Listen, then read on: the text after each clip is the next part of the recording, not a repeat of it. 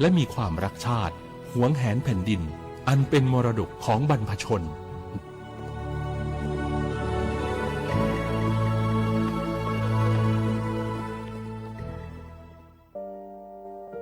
งาฮือละหุยาชอเจทอกาไทยมีกูเวจอมออเอโลอาสะและไกเปวิทัปปะตองาฮือมีมาลูจาเวโยงาฮือมีเวอเอโลแลมีจอมอเวอปาโลเกโลมุนมาโคโลโกเอเปวิโยงาฮือเตกาเลเลกางาฮือมีจอมอเอโลทะหะเวอโคโลยอทะคาทากะดอนอเชตุโยงาออโตแลละหุชอเจเวอตาละหุคอเป้าเสมานาคาโบเพวิโย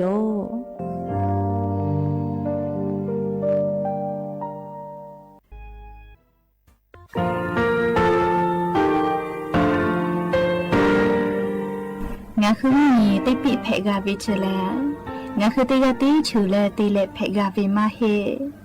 ยาค่างาคือชอยาออตุคโลกาติเชวิออโครคาติผาคาชูโยอาชูโยวิโยกาคาเดติเลอติเกกาพุติลาวิทัปปะตองาคือชอยาอาสติกาวิโยงาคือออตุคโลออโครคากาติเชวิอูเวอีเวมาโกตยาลิเลทอกาอายีอูเวคาชเวเพวิโยอลาโกงาคือออตุคโลออโครคากาติยายามาเตียลาบิลโกงาคือชอยาทอกาอาสติมากาวิคาชูงาคือมีติปิเพกาวิเจแลงาคือติมูติสติเพแล้วแต่ยาเรียอาชุยเวอวูปุตาเวกันติภาคาเสติเกคาเดกากาติเชวิทัปปะตองาคือมีติปิจกิเพลากาวิโย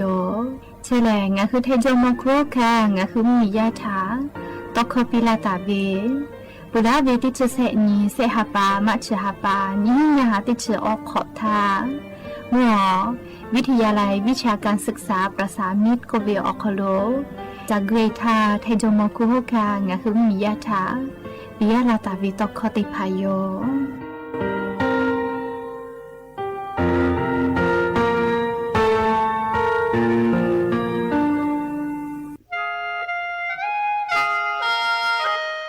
คณะรัฐมนตรีมติจอตาวิคาสนิชกอนิติชหาปานิหิงาหาขอชิสขอวิอยาวขลุ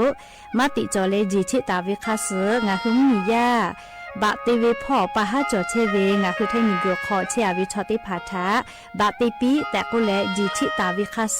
มีเวอเลี้ยวค่ามาตราติชสอขลุกุบตาเวงาคือมีอขลุชอตอชลุพ่อเวพระราชบัญญัตินิหิงาหันชินิขอขลุกุบตาวิคาสไทยนิกขลุพอลุลาเลเชลามอวิชติภาและทะเบียนประวัติภาคเดเจจอวิชติภาไทยมีกรอคโลลุลาตาวิมีเวอเลี้ยวค่ากฎหมายค่าเสือคเดลุลาเลเชเพตัวอโปงาคือมียติภาษาสถานะคนต่างด้าวเข้าเมืองโดยชอบกฎหมายก็เวบะติภาติปีแต่ก็แลจิชิตาวิโยปุตตะเลมาตราสืทวิอคโลกบุตาเวพระราชบัญญัติสัญชาตินิหิงาหาหิขออคโลกบุตาวิแลงาคือไทยมีกรอคโลปอวิชอไม่กะอปออิติภาไทยมีกรอคโลเชมอและทะเบียนประวัติอคโลบามาโจเฮเวกายาติภาแลสัญชาติไทยติภาลอเพวิเจกุทิออติอคโลลโกสำนักบริหารการทะเบียนกรมการปกครองออติอคโลกาจาจาดาเลกาจาลอยวิเจออกานิเวตันจาวติภาแลเนคือทะเบียนประวัติคาสืออเพซานาอคโลอาจุยากาติเวอญอยาอคโลจาลอยเพวิเจนิชกอนิติชหาปานิหิงาหาขอชกอขออุสจิแนเจกาเลงาคือไทยนิกอคโลมาติคอรมอนิชกอนีติชาปานิหิงาหาขอจุสขออคโลจิชิตาเวคาสืองาคือมียาบะติภามาจอเฮเวไม่เลกะบะมาจอกะไทยนิกอคโลเจเชเพตุเวบะติภาติปีแต่โกเลจิชิตาเวคาสือติปอกอยู่เวลาเลนอลาวิโยแม่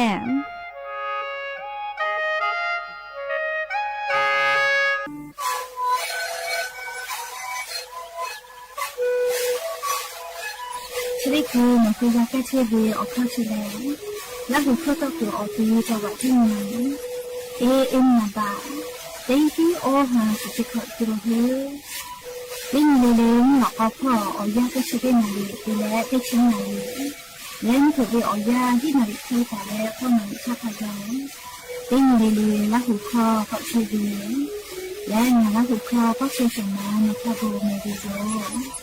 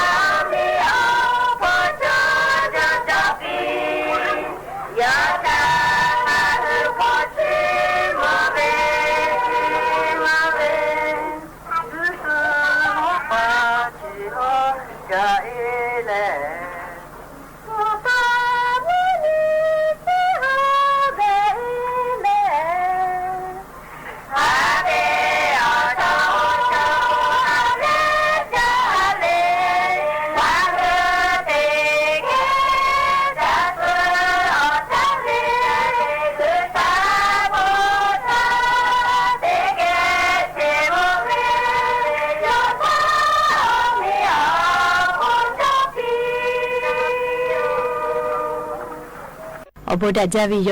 ยาปุหะติปอทอกาดาจาวิโอเนี่ยยาเฉอคโลงะคือติปอกกะมีลาแล้ว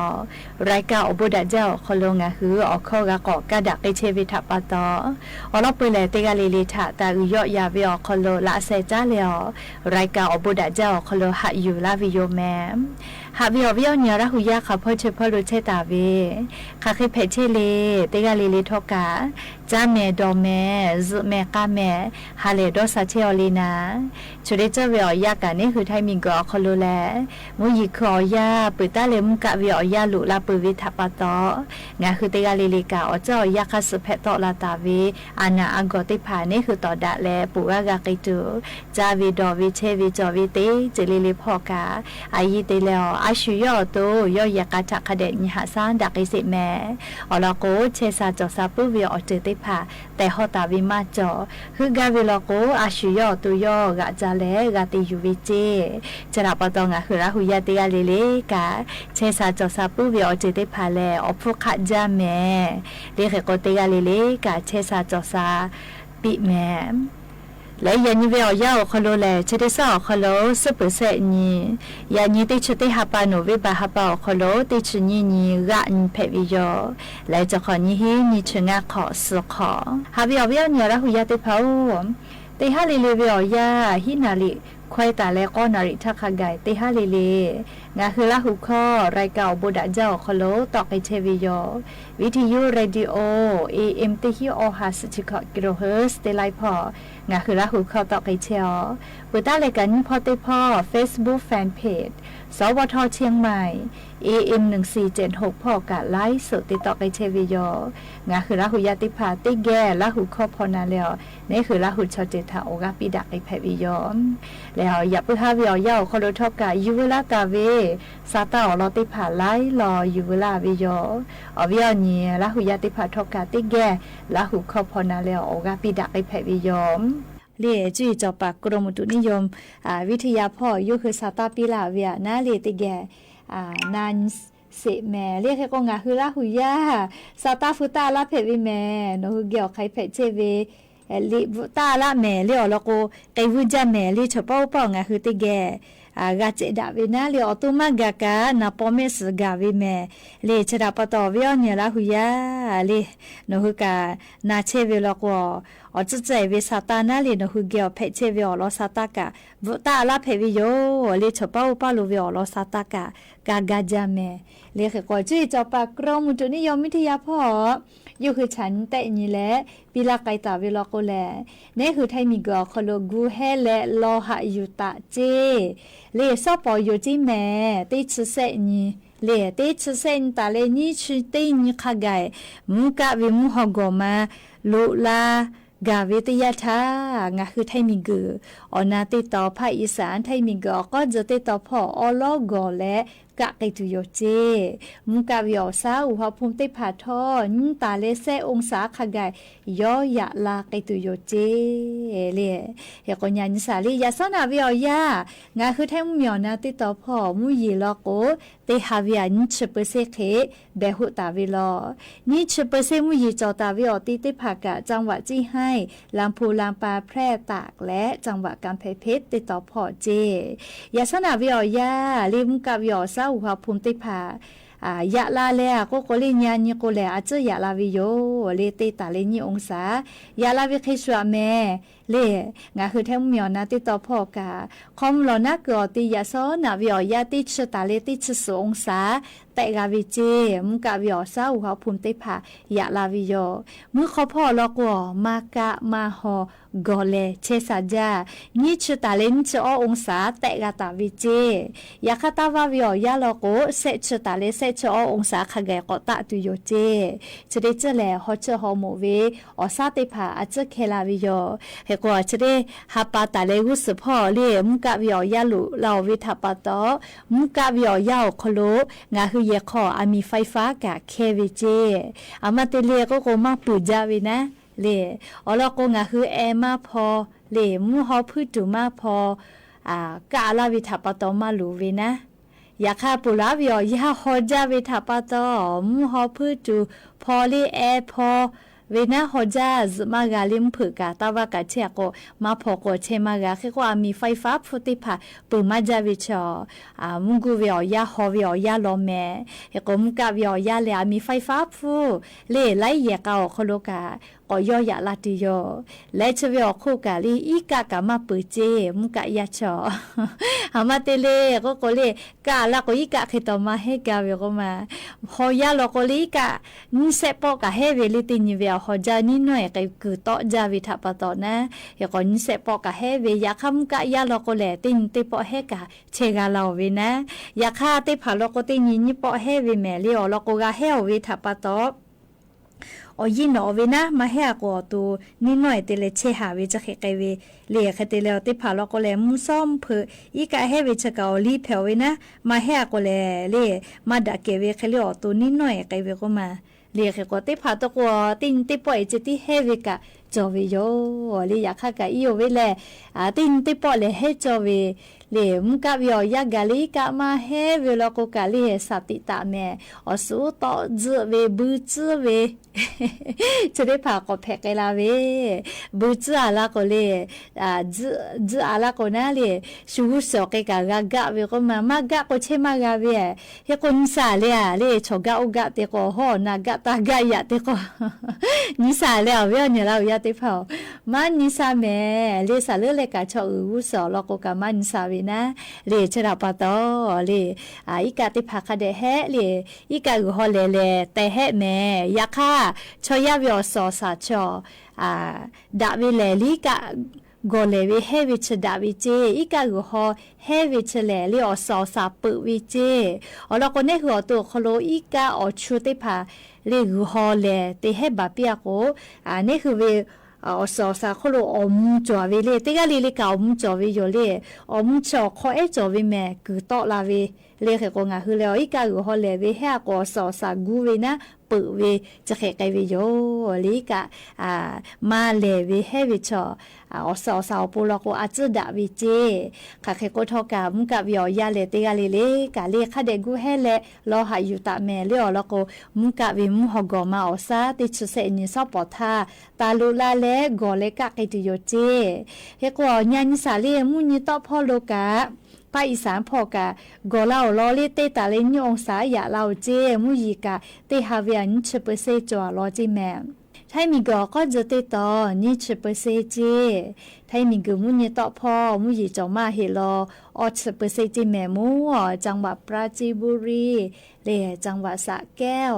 ชลบุรีระยองจันทบุรีแล้วจังหวัดตราดติดต่อพออชเปเซเขจอตาลอแม่มุยีแตกาตาเวเตียแหละไทมีก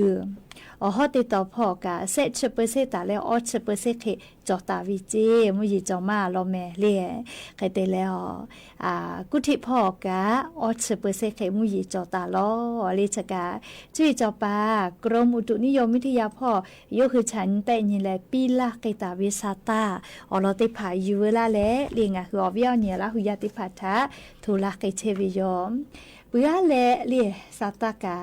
ยานิกาไล่รออยู่ลาตาวิทาปะตอเลจ้าแล้วติลอปืติลองะคือติแกก่อนนักอิสาแม่ฮะวิอวิอเนี่ยละหุยาติพากาลาตุเวเลชุเตหาปานิชนีติชุเตหาปาทาลโกนายกรัฐมนตรีในอนุทินชาญวิรกุลงาคือแท้เมียวเวนายกเลเซชนิกาเตกาจาวาจิมายอคโลอีกานาปิกุค่าจิไกบาตาวิกะคากุสอตาเวชุดิคือกุเตปุเจเลจิมายวิอคโลมุยิขอยาลโกอีกะมากาทุตุนาปิกุอีกะลุยาลาเวจะแกแกลาโกลิกะกะฮาฮาลุยาเอกาเวนะเลขก็ดูปุเจเซสชอบาปุเจจิติภาแกบาปุเจชราปตอเรียกโครงการเฉวียคโลนายกรัฐมนตรีเลย่อลาเลสปอมาเฮเลย่อลาเลนี่ชนิติชเตหาปาวิอยาคโลโครงการเฉวียติปุตาวิทาจานิลาเลจะหายุลาตุโยจิแมเลจะกาเลนายกรัฐมนตรีงาคือจังหวัดจิมายอคโลนี่ชนิอคโลลาตุเจแต่ก็แลงาคือราหุยาติพัทธาอลอซาตาติภาปีลาวิยอมเพื่อเลกาลิงาคือโครงการคนละครึ่งพลัสอคโลกาอาจจะก่อไกษางาคือมียาติภาโครงการคนละครึ่งพลัสอคโลเลลงทะเบียนเลกาและมาเยเวติภายูขอเฮวิจิแม่เลอะเมฮะติชตินาเลวุสอมาพอยาวิชติภาเลยะนี้ชูยูขอวิโยเลมากาวิโยเฮกว่าเลมาพอเยวิชติภาเลจอมาลอเจอวิญญาณละหุยติภาจอมาเฮลอจิแม่เลขกว่ากาเลมาเยวิติภาเลขับไปกายุขอวิเจขับไปนี่เซมือก็ฮิสหาเลเซชติกาจอลอเจโครงการคนละครึ่งพลัสอคโลเลลงทะเบียนแล้วนิชลากาวิอคโลกาวินะยาค่าติปล่อยกับมาพอเยเฮวิทาปะตอเลยุขอเฮวิเจนี่เซมือก็ฮิสหาเลเซชเตกาจอวิลอจิแม่ยาคนนี้เซกาพาวิชติปอกพอเลลงทะเบียนจะตุลาไขเลก็ลินชลากามาบิวิอคนน่าเลียเชกาเลียรัฐมนตรีกระทรวงการคลังพ่อซาตากอปิลาตาวิทะเลลอนาแม่เลียซาตากอปิลาไทยเลงะหือออกค่าไขติตุวิอลอติภาชิเพตุโยนะเลเชกาโครงการคนละครึ่งพลัสอคโลเลมาเยวิชอนิเซกาพะ กาตาลอเรียกก็สิจะได้พายุขอเฮวิเจเรียสกอพอเลยค่ะถ้าก็ปีตุวิชามาสุเสนาเรียซาตาลอนาอยากให้ยิฟุติฟุก็จอตุโยเจเนี่ยขอเป้าเจแม่เรียอยากก็จะกะอยู่เวลาแลงาคือละหุยาติพาถ้าอลอซาตาปิลาวิโยแม่มือจ้าว่าจ้าพ่อวิอลอซาตากะไกซาเรียเอาวิอเนี่ยละหุยาติเผาจะได้คือวิอยาวคอโลงาคือไทยมีกอคโลกาอาจุยารัฐบาลคอรมอคโลจีดะเลอจีชิเปวิโยจีแม่เลอลอกวกาลาตุเวเนขอเป้านะยีหิงาหาขอชกขออคโลสามาเลสามัญเยเวตุนุตุสะทะจาตุเวสามารถติพาเลสามารถติพาอบอมเมียวคอโลยูลุลาตุเวแลเลจะขอวิอยาวคอโลอคากูเลอคณะรัฐมนตรีคอรมอคอโลจิชิเปวิโยเลขกว่าเตลาเลเตลาตานเจติปิตุโคเวลอแม่เลอบอมเมียวเวสามารถติพาไทยมีกอคอโลยูฮอลาตุเวอขอปิเวแลเตลาตานเจติปีวิเจเตลานตานเล่แค่กว่างาคือไทยมีกอคโลเวียเล่เซปูเตเลติปูเจติยูรุลาซวิเจก็กาวิออลอเซปูเลงาคือไทยมีเวมออลอหาวิตุโยเจแค่แต่แล้วอบอมมีพ่อเวแลติปูเจติยูรุลาซตุโยเจแค่ก็เลงาคือไทยมีกอคโลกาเล่ชดิคือเวียาวคโลแลสามารถมีเตมาจาวิโยแค่แต่แล้วเล่มีกชดิสอคโลชอยาเตจ้ามือจ้าวิอคโลเลสามารถมีมาติถ้ามีตุกือเวนะมีตุกือโกเอมุคอมุยอมาจอค่าฝุ่น PM 2.5 มาจาวิโยชะดาปะตอสามารถมีมาตุอเวติผาเจติหาเววิเจเล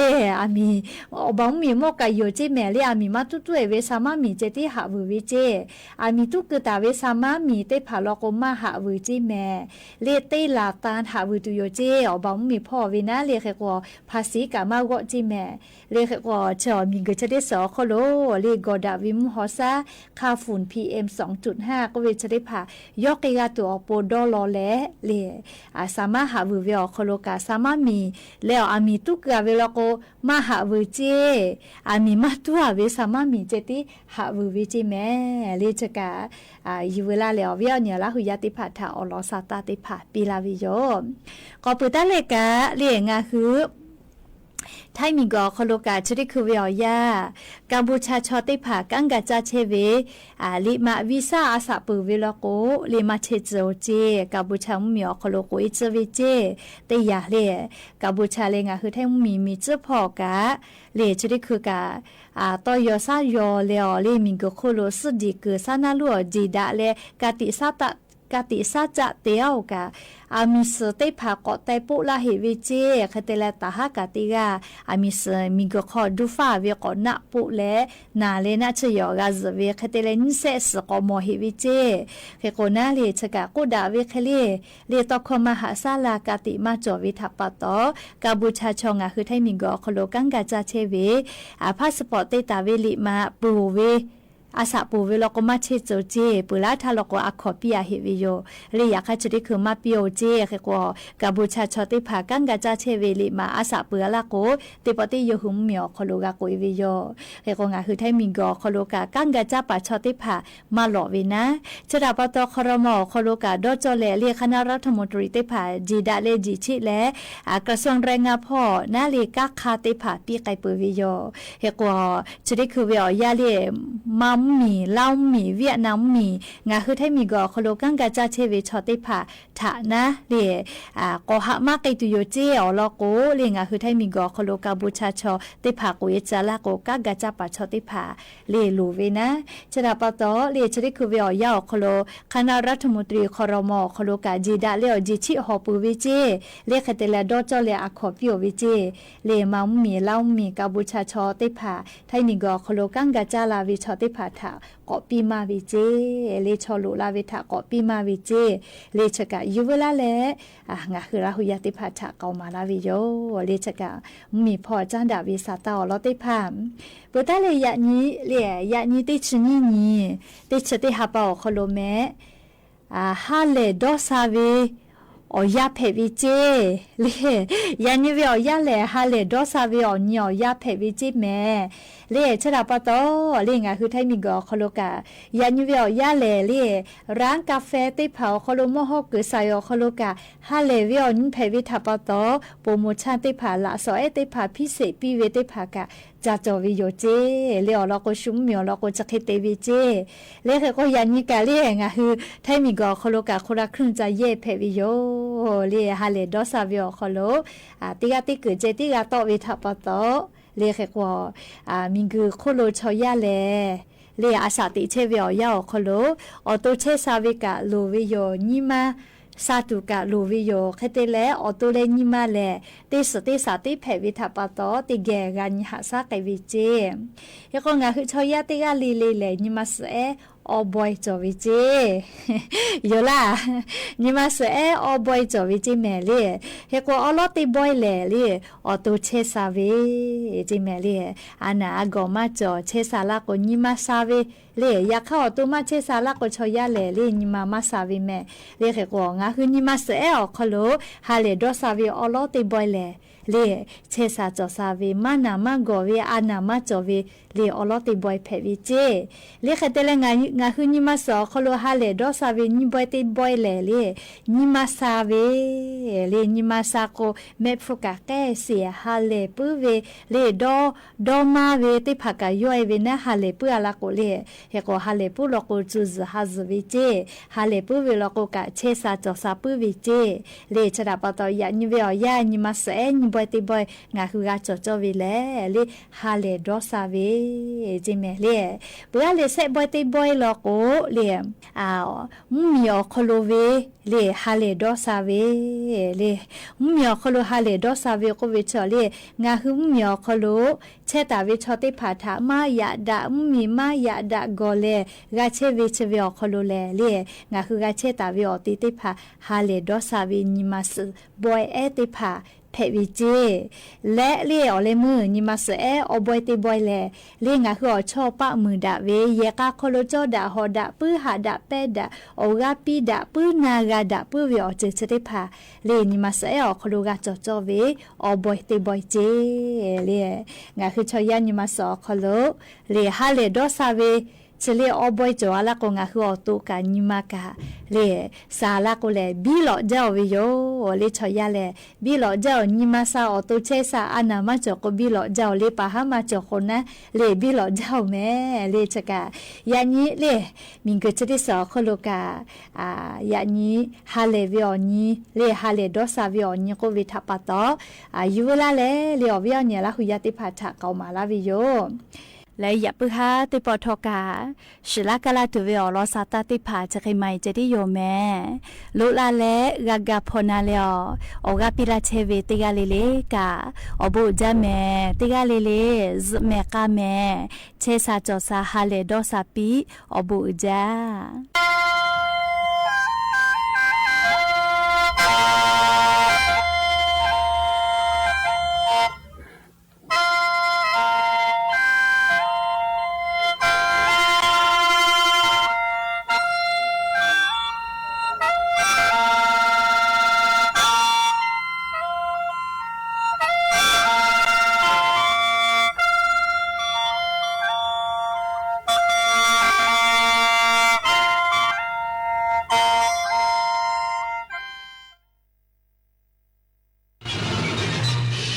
สถานีวิทยุกระจายเสียงแห่งประเทศไทยและเครือข่ายทั่วประเทศเสนอข่าวต้นชั่วโมงรู้เร็วรู้จริงเกาะติดทุกสถานการณ์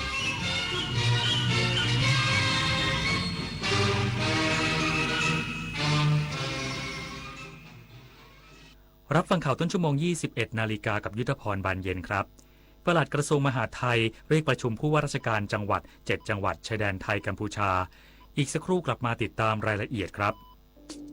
ระวังเพจปลอมขายสินค้าหรือบริการที่ไม่มีอยู่จริงระวังวิดีโอคอลลวงเงินเหยื่อระวังหลอกลงทุนอ้างผลตอบแทนสูงเพราะวัยไหนอาชีพอะไรก็ต้องเป็นเหยื่อของโจรออนไลน์ได้ระวังตัวก่อนคลิกทุกครั้งตั้งคำถามก่อนเชื่อทุกข้อความอย่ารีบจนขาดสติก่อนโอนทุกบาทเจอโจรออนไลน์แจ้งตำรวจไซเบอร์1441ตลอด24ชั่วโมงจำไว้ให้ขึ้นใจรีบโอนโจรยิ้มได้เวลาช็อปได้เวลาเปย์คนละครึ่ง plus นโยบายรัฐหนุนการจับจ่ายเพื่อคนไทยทุกคนง่ายสะดวกรวดเร็วใช้สิทธิ์ผ่าน G Wallet แอปเป๋าตังค์เท่านั้นเริ่มช็อปได้ตั้งแต่ 29 ตุลาคม ถึง 31 ธันวาคม 2568 ตั้งแต่ 6 โมงเช้าถึง 5 ทุ่มตรงคนละครึ่ง plus รัฐจัดให้แบบ plus plus คนละครึ่งคนละครึ่งดูสิลูกเขาโอนกำไรมาให้แม่แล้วนะลงไป10,000เดียวได้คืนมาตั้ง15,000เลยเขาหลอกให้แม่เชื่อเพื่อให้ลงเพิ่มไงเฮ้ยแต่เขาบอกว่ารอบหน้านะจะได้มากกว่าเดิมอีกไม่รู้ละ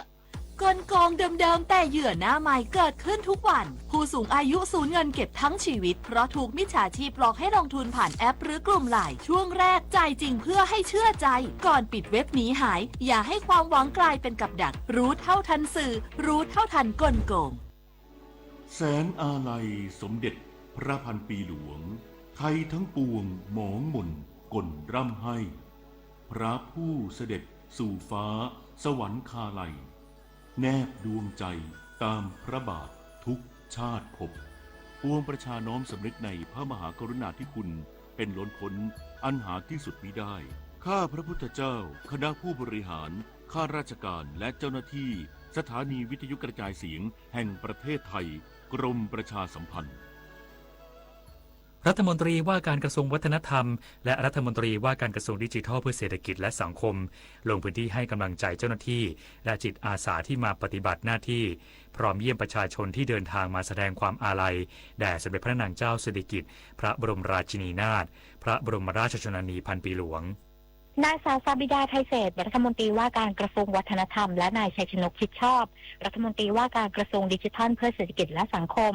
ลงพื้นที่ให้กำลังใจเจ้าหน้าที่และจิตอาสาที่มาปฏิบัติหน้าที่ณจุดรับส่งประชาชนขององค์การขนส่งมวลชนกรุงเทพและจุดบริการอาหารจุดปฐมพยาบาลของกรุงเทพมหานครและกระทรวงสาธารณสุขจุดบริการเครื่องแต่งกายรวมถึงการคัดกรองประชาชนเพื่ออำนวยความสะดวกให้กับประชาชนของสำนักงานตำรวจแห่งชาติพร้อมเยี่ยมเยียนประชาชนที่เดินทางมาแสดงความอาลัยแด่สมเด็จพระนางเจ้าสิริกิติ์พระบรมราชินีนาถพระบรมราชชนนีพันปีหลวงณมณฑลพิธีท้องสนามหลวงโดยรัฐมนตรีว่าการกระทรวงวัฒนธรรมกล่าวว่ากรมการศาสนาได้จัดกิจกรรมจิตอาสาจัดทำริบบิ้นสัญลักษณ์แสดงความอาลัยเพื่อแสดงความอาลัยและน้อมรำลึกในพระมหากรุณาธิคุณของสมเด็จพระนางเจ้าสิริกิติ์พระบรมราชินีนาถพระบรมราชชนนีพันปีหลวงโดยโครงการนี้ดำเนินการตั้งแต่วันที่ 5 พฤศจิกายน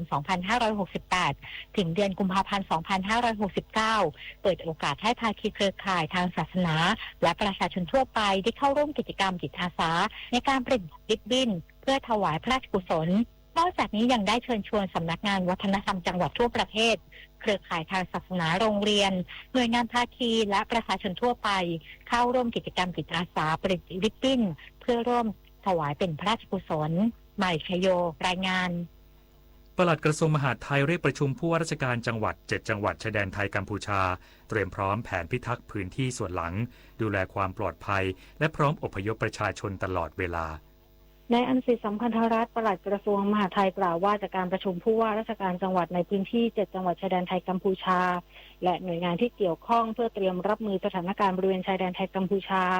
โดยนายกรัฐมนตรีได้สั่งการให้กระทรวงมหาดไทยเตรียมพร้อมพิทักษ์พื้นที่ส่วนหลังเนื่องจากสถานการณ์ชายแดนกลับมาเปราะบางอีกครั้งพร้อมกำชับให้ทุกส่วนทบทวนแผนเผชิญเหตุว่ายังมีส่วนใดขาดตกบกพร่องหรือยังมีส่วนใดจะต้องแก้ไขทั้งเรื่องการดูแลความปลอดภัยประชาชนการประเมินสถานการณ์จำนวนประชากรในพื้นที่เสี่ยงรองรับกรณีเกิดเหตุการณ์ที่จำเป็นต้องอพยพเคลื่อนย้ายประชาชนไปยังพื้นที่ปลอดภัยให้เร็วที่สุดโดยพื้นที่ที่จัดเตรียมไว้ต้องมีสิ่งอำนวยความสะดวกพื้นฐานไม่แออัดและต้องมีความสะอาดทำให้ประชาชนมีความรู้สึกเหมือนอยู่บ้านมากที่สุดรวมทั้งเตรียมด้านสาธารณสุขการดูแลเด็กผู้สูงอายุผู้ทุพพลภาพ เตรียมตั้งศูนย์ช่วยเหลือด้านต่างๆโดยเฉพาะตรวจสอบความมั่นคงแข็งแรงของบังเกอร์หรือหลุมหลบภัยให้มีความสมบูรณ์อยู่ในสภาพที่ใช้งานได้จริงที่สำคัญให้ฝ่ายปกครองในพื้นที่มีเวรเฝ้าระวังความปลอดภัยทรัพย์สินของประชาชนในหมู่บ้านด้วยและขอให้ความสำคัญกับระบบเตือนภัยที่ต้องรวดเร็วทั้งเซลล์บอดแคสต์ขอกระจายข่าว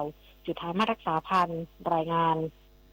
กระทรวงการต่างประเทศประณามการเปิดฉากยิงของฝ่ายกัมพูชาในพื้นที่บ้านหนองย่าแก้วจังหวัดสระแก้วและการใช้พลเรือนเป็นโล่มนุษย์ยืนยันไทยปกป้องอธิปไตยตามกฎหมายระหว่างประเทศนายนิกรเดชพลางกูลอธิบดีกรมสารนิเทศและโฆษกกระทรวงการต่างประเทศเปิดเผยว่า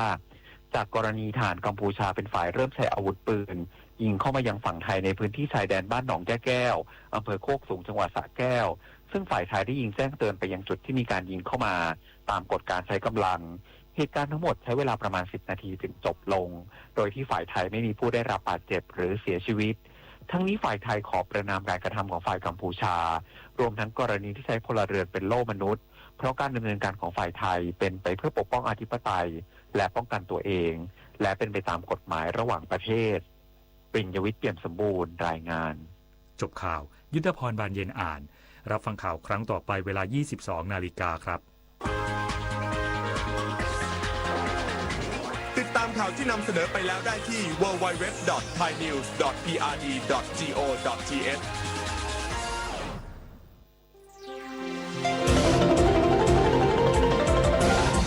วิทยุแห่งประเทศไทยให้ความรู้คู่ความสุข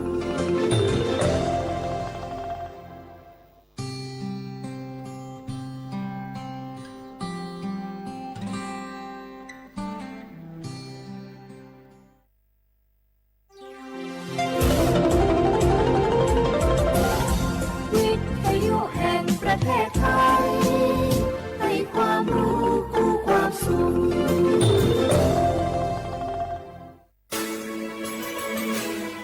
สถานีวิทยุกระจายเสียงแห่งประเทศไทยจังหวัดเชียงใหม่ AM 1476 กิโลเฮิรตซ์สถานีวิทยุภาคภาษาชาติพันธุ์แห่งเดียวในประเทศไทยที่มีความทันสมัยเชื่อถือได้สร้างอัตลักษณ์กลุ่มชาติพันธุ์สู่สากล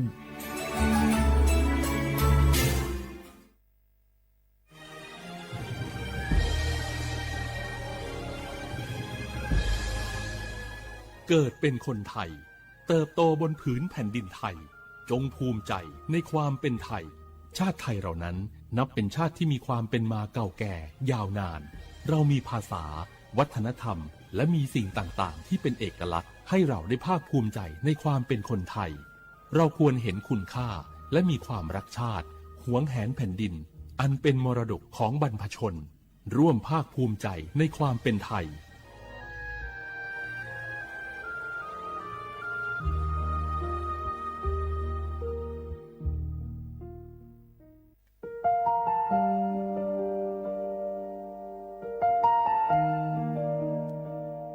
ขอน้อมเกล้าถวายอาลัยสมเด็จพระพันปีหลวงพระแม่แห่งแผ่นดินผู้ทรงเมตตาเหนือเกล้าขอพระองค์เสด็จสู่สวรรคาลัยข้าพระพุทธเจ้าข้าราชการและเจ้าหน้าที่สถานีวิทยุกระจายเสียงแห่งประเทศไทยจังหวัดเชียงใหม่กรมประชาสัมพันธ์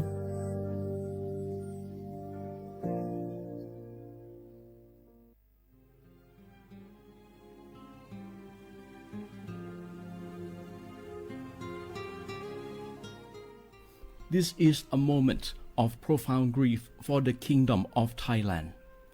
We, the collective voices of Radio Thailand Chiang Mai, join the Thai nation in mourning the passing of our beloved Queen Martha, Her Majesty Queen Sirikit. Her life was a testament to the unwavering service, grace, and deep love for the Thai people. Our humble condolences and thoughts are with His Majesty the King, the royal family, and all the Thai people during this deeply sorrowful time. We will remember her forever.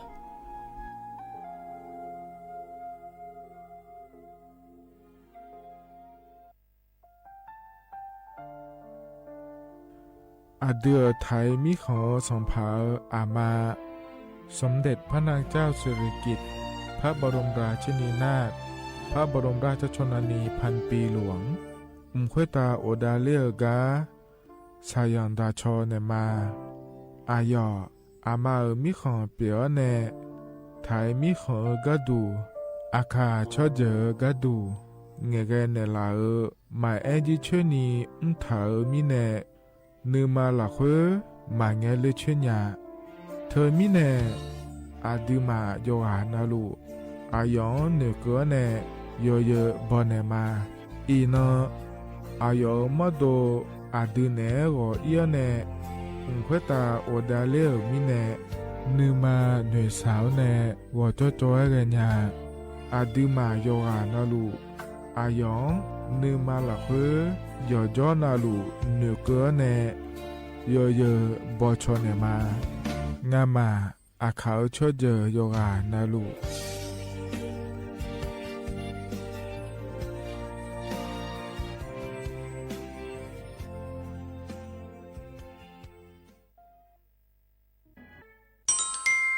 อาเยเนเจลังเงอานานิเชวบาลาเชสีอาคนนิพังอายาโกเชสิเงนอตกะคณะรัฐมนตรีบอจาวลวอาเยนิสันชากะกอสาลูเดชบานเนกะดูเดและบอจางาเดเยเนเด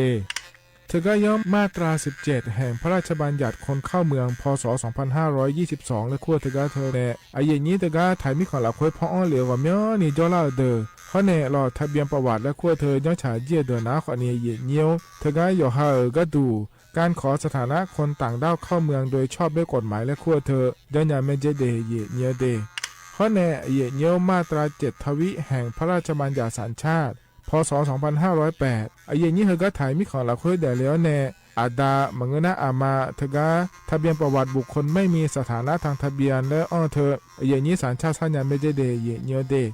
ใช่ก็ดูนะขอในกู้เทเมืองหลักค่อยย่อนะเธอก็สำนักบริหารการทะเบียนกรมการปกครองและคุกาชัญญาไม่เดยมือยอหลักค่อยนะเยเนียเธอก็ในอำเภอยอฮันเนโจดัวรอราชการอายามหลักค่อยอานนีเชวบาลาโกซีอาคนนีพังอายาโกเชวขวงเกนีเดเยเนียว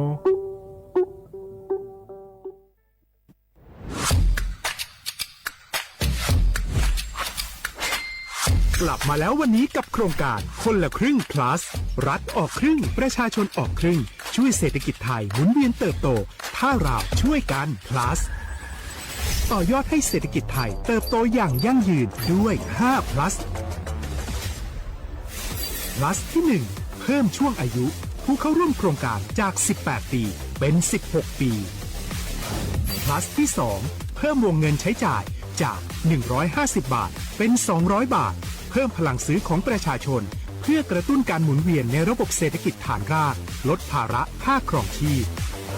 plus ที่3เพิ่มสิทธิพิเศษด้วยการดูแลผู้ที่อยู่ในระบบภาษีให้ได้รับสิทธิพิเศษมากขึ้นเพื่อสร้างแรงจูงใจให้ทุกคนร่วมอยู่ในระบบอย่างโปร่งใส plus ที่4เพิ่มโอกาสให้นิติบุคคลขนาดเล็กเข้าร่วมได้ให้ธุรกิจเติบโตเป็นกำลังสำคัญของเศรษฐกิจไทย plus ที่5เพิ่มทักษะใหม่เพื่อพัฒนาให้ร้านค้านำความรู้ใหม่ๆมาช่วยเพิ่มยอดขายลดต้นทุนเรียนรู้เติบโตและปรับตัวไปกับเทคโนโลยีใหม่เพื่อสร้างเศรษฐกิจที่แข็งแกร่งจากคนละครึ่งสู่คนละครึ่ง plus ไม่ว่าจะสั่งข้าวคนละจานชาเขียวคนละแก้วขนมเค้กคนละชิ้นหรือหลายๆชิ้นก็ใช้ส่วนลดได้ทันทีสูงสุดวันละ200บาทแถมใช้กับฟู้ดเดลิเวอรี่ก็ยังได้สำหรับประชาชนไทยอายุ16ปีเป็นต้นไปสมัครรับสิทธิ์ผ่านแอปพลิเคชันเป๋าตังวันที่ 20-26 ตุลาคม 2568สำหรับร้านค้าที่สนใจร่วมโครงการสมัครได้ผ่านแอปถุงเงินวันที่15ตุลาคมถึง19ธันวาคม2568แล้วเตรียมพร้อมรับลูกค้าจากทั่วประเทศเพราะนี่คือโครงการที่คนไทยทุกคนช่วยกัน plus เพื่อให้เศรษฐกิจไทยโตไปพร้อมกัน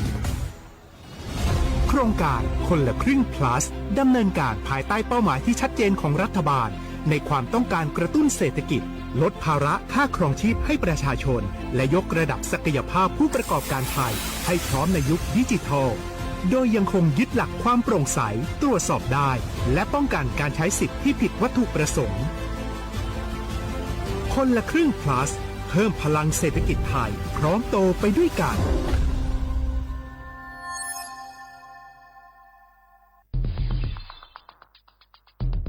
แค่3 ปีความเสียหายจากอาชญากรรมไซเบอร์ของคนไทยพุ่งทะลุถึง 94,000 ล้านบาทหรือเฉลี่ยปีละ 30,000 ล้านบาททุก1 ชั่วโมงเราเสียเงินกว่า 3.4 ล้านบาทให้กับมิจฉาชีพออนไลน์โจรไม่เห็นใจคนอาชีพไหน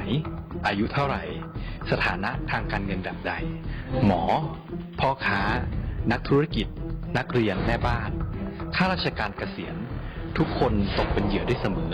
และวันหนึ่งอาจเป็นคุณหรือคนที่คุณรักเพราะจุดอ่อนร่วมของเหยื่อคือความเร่งรีบขาดสติหรือแม้แต่บางครั้งก็เกิดความโลภจนเกินไปอย่าปล่อยให้การกดคลิกเดียวลิงก์เดียวทำให้โจรยิ้มกว้างวันนี้ถึงเวลาแล้วที่คนไทยทุกคนจะต้องร่วมมือกันสร้างภูมิคุ้มกันอาชญากรรมไซเบอร์ช่วยกันหยุดก่อนที่ภัยไซเบอร์จะทำให้คนที่คุณรักและตัวคุณเองกลายเป็นเหยื่อ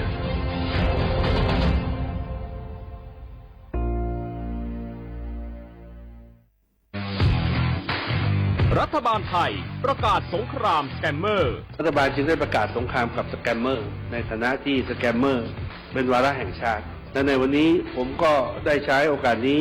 มารายงานความคืบหน้าและเน้นย้ำถึงสิ่งที่เราต้องร่วมกันทำต่อไปรัฐบาลได้จัดตั้งคณะกรรมการอำนวยการป้องกันและปราบปรามอาชญากรรมทางเทคโนโลยีขึ้นมาโดยมีผมเป็นประธานด้วยตนเองเพื่อให้ทุกหน่วยงานทำงานไปในทิศทางเดียวกัน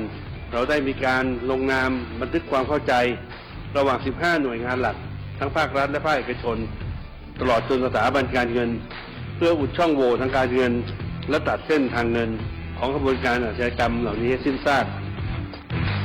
รวมพลังคนไทยต้านภัยสแกมเมอร์นายอนุทินชาญวีรกูลนายกรัฐมนตรี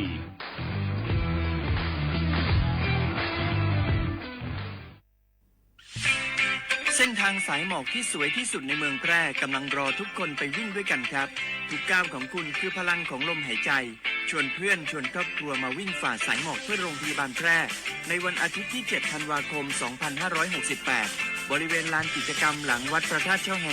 มาร่วมกันส่งต่อพลังแห่งความดีเพราะทุกก้าวของคุณช่วยต่อชีวิตให้กับผู้ป่วยในโรงพยาบาลแพร่สมัครได้เลยวันนี้แล้วไปวิ่งด้วยกันในวันอาทิตย์ที่ 7 ธันวาคม 2568 พบกันบริเวณลานกิจกรรมหลังวัดพระธาตุช่อแฮนะครับ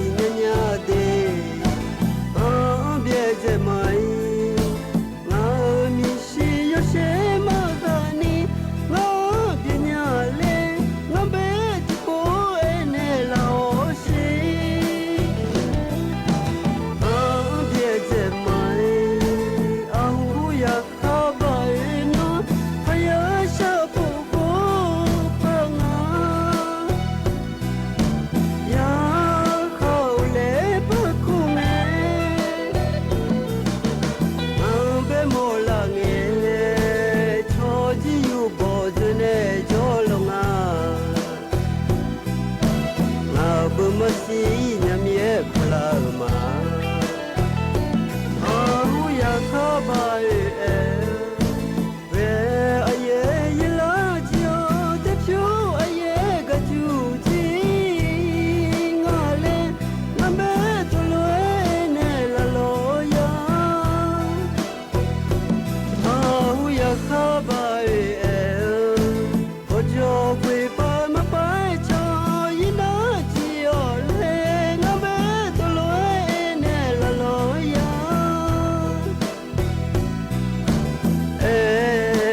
လွယ်ချွဲရင်နာရကြည့်ခညာ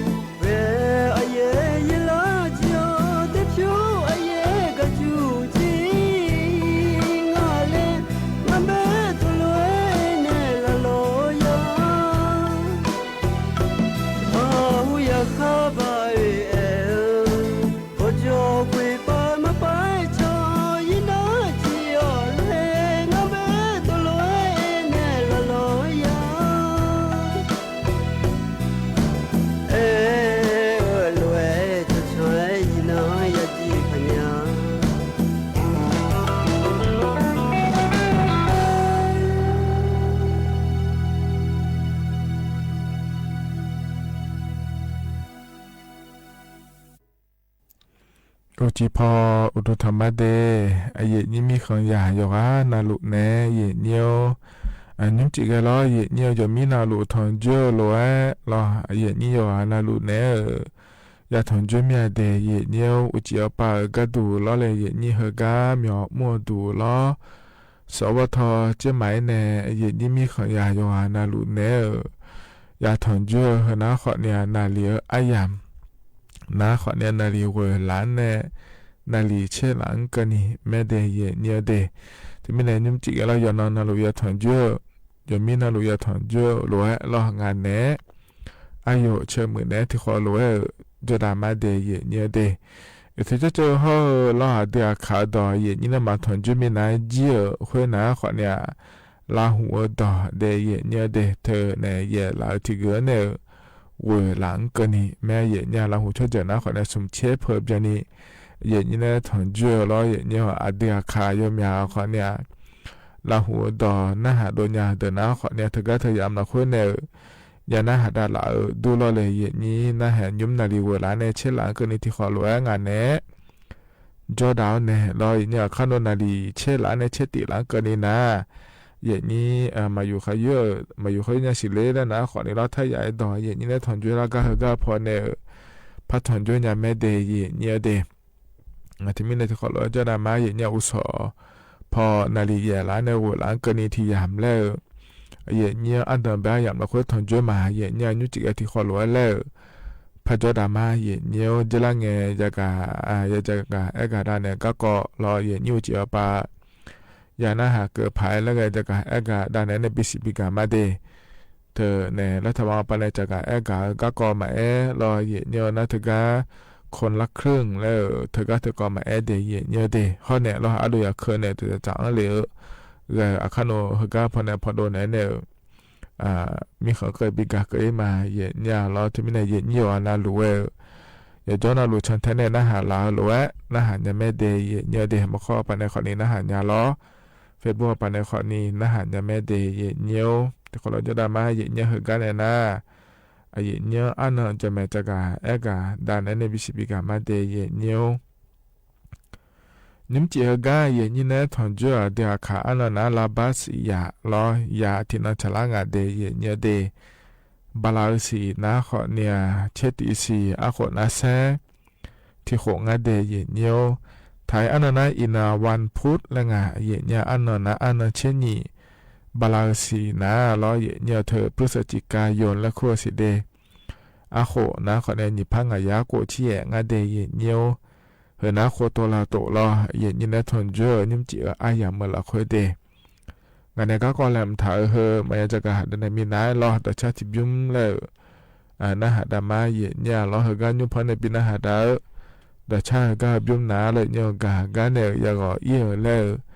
ชาแต่ช่างเดเย็นเนี่ยเดที่ขอเลยนะฮะเบียดมาเย็นเนี่ย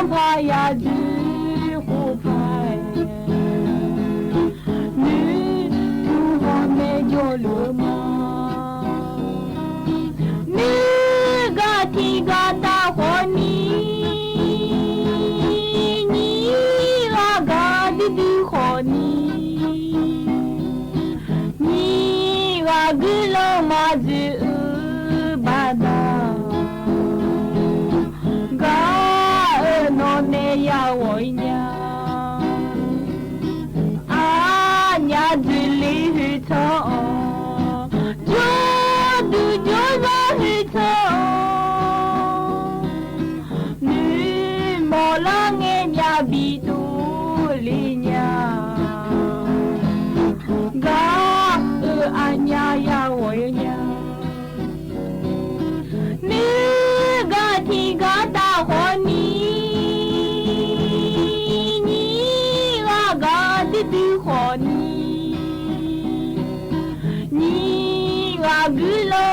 di bana ga no ne ya woi nya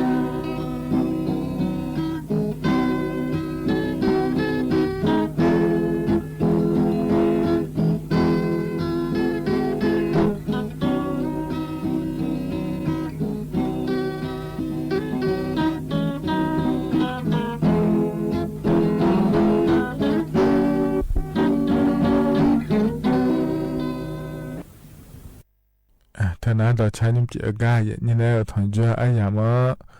พอเนี่ยบินาหาดาวเดยเยอะเดยยกอานาลุเวลยานาหาบจอตัวเดยเยอะเย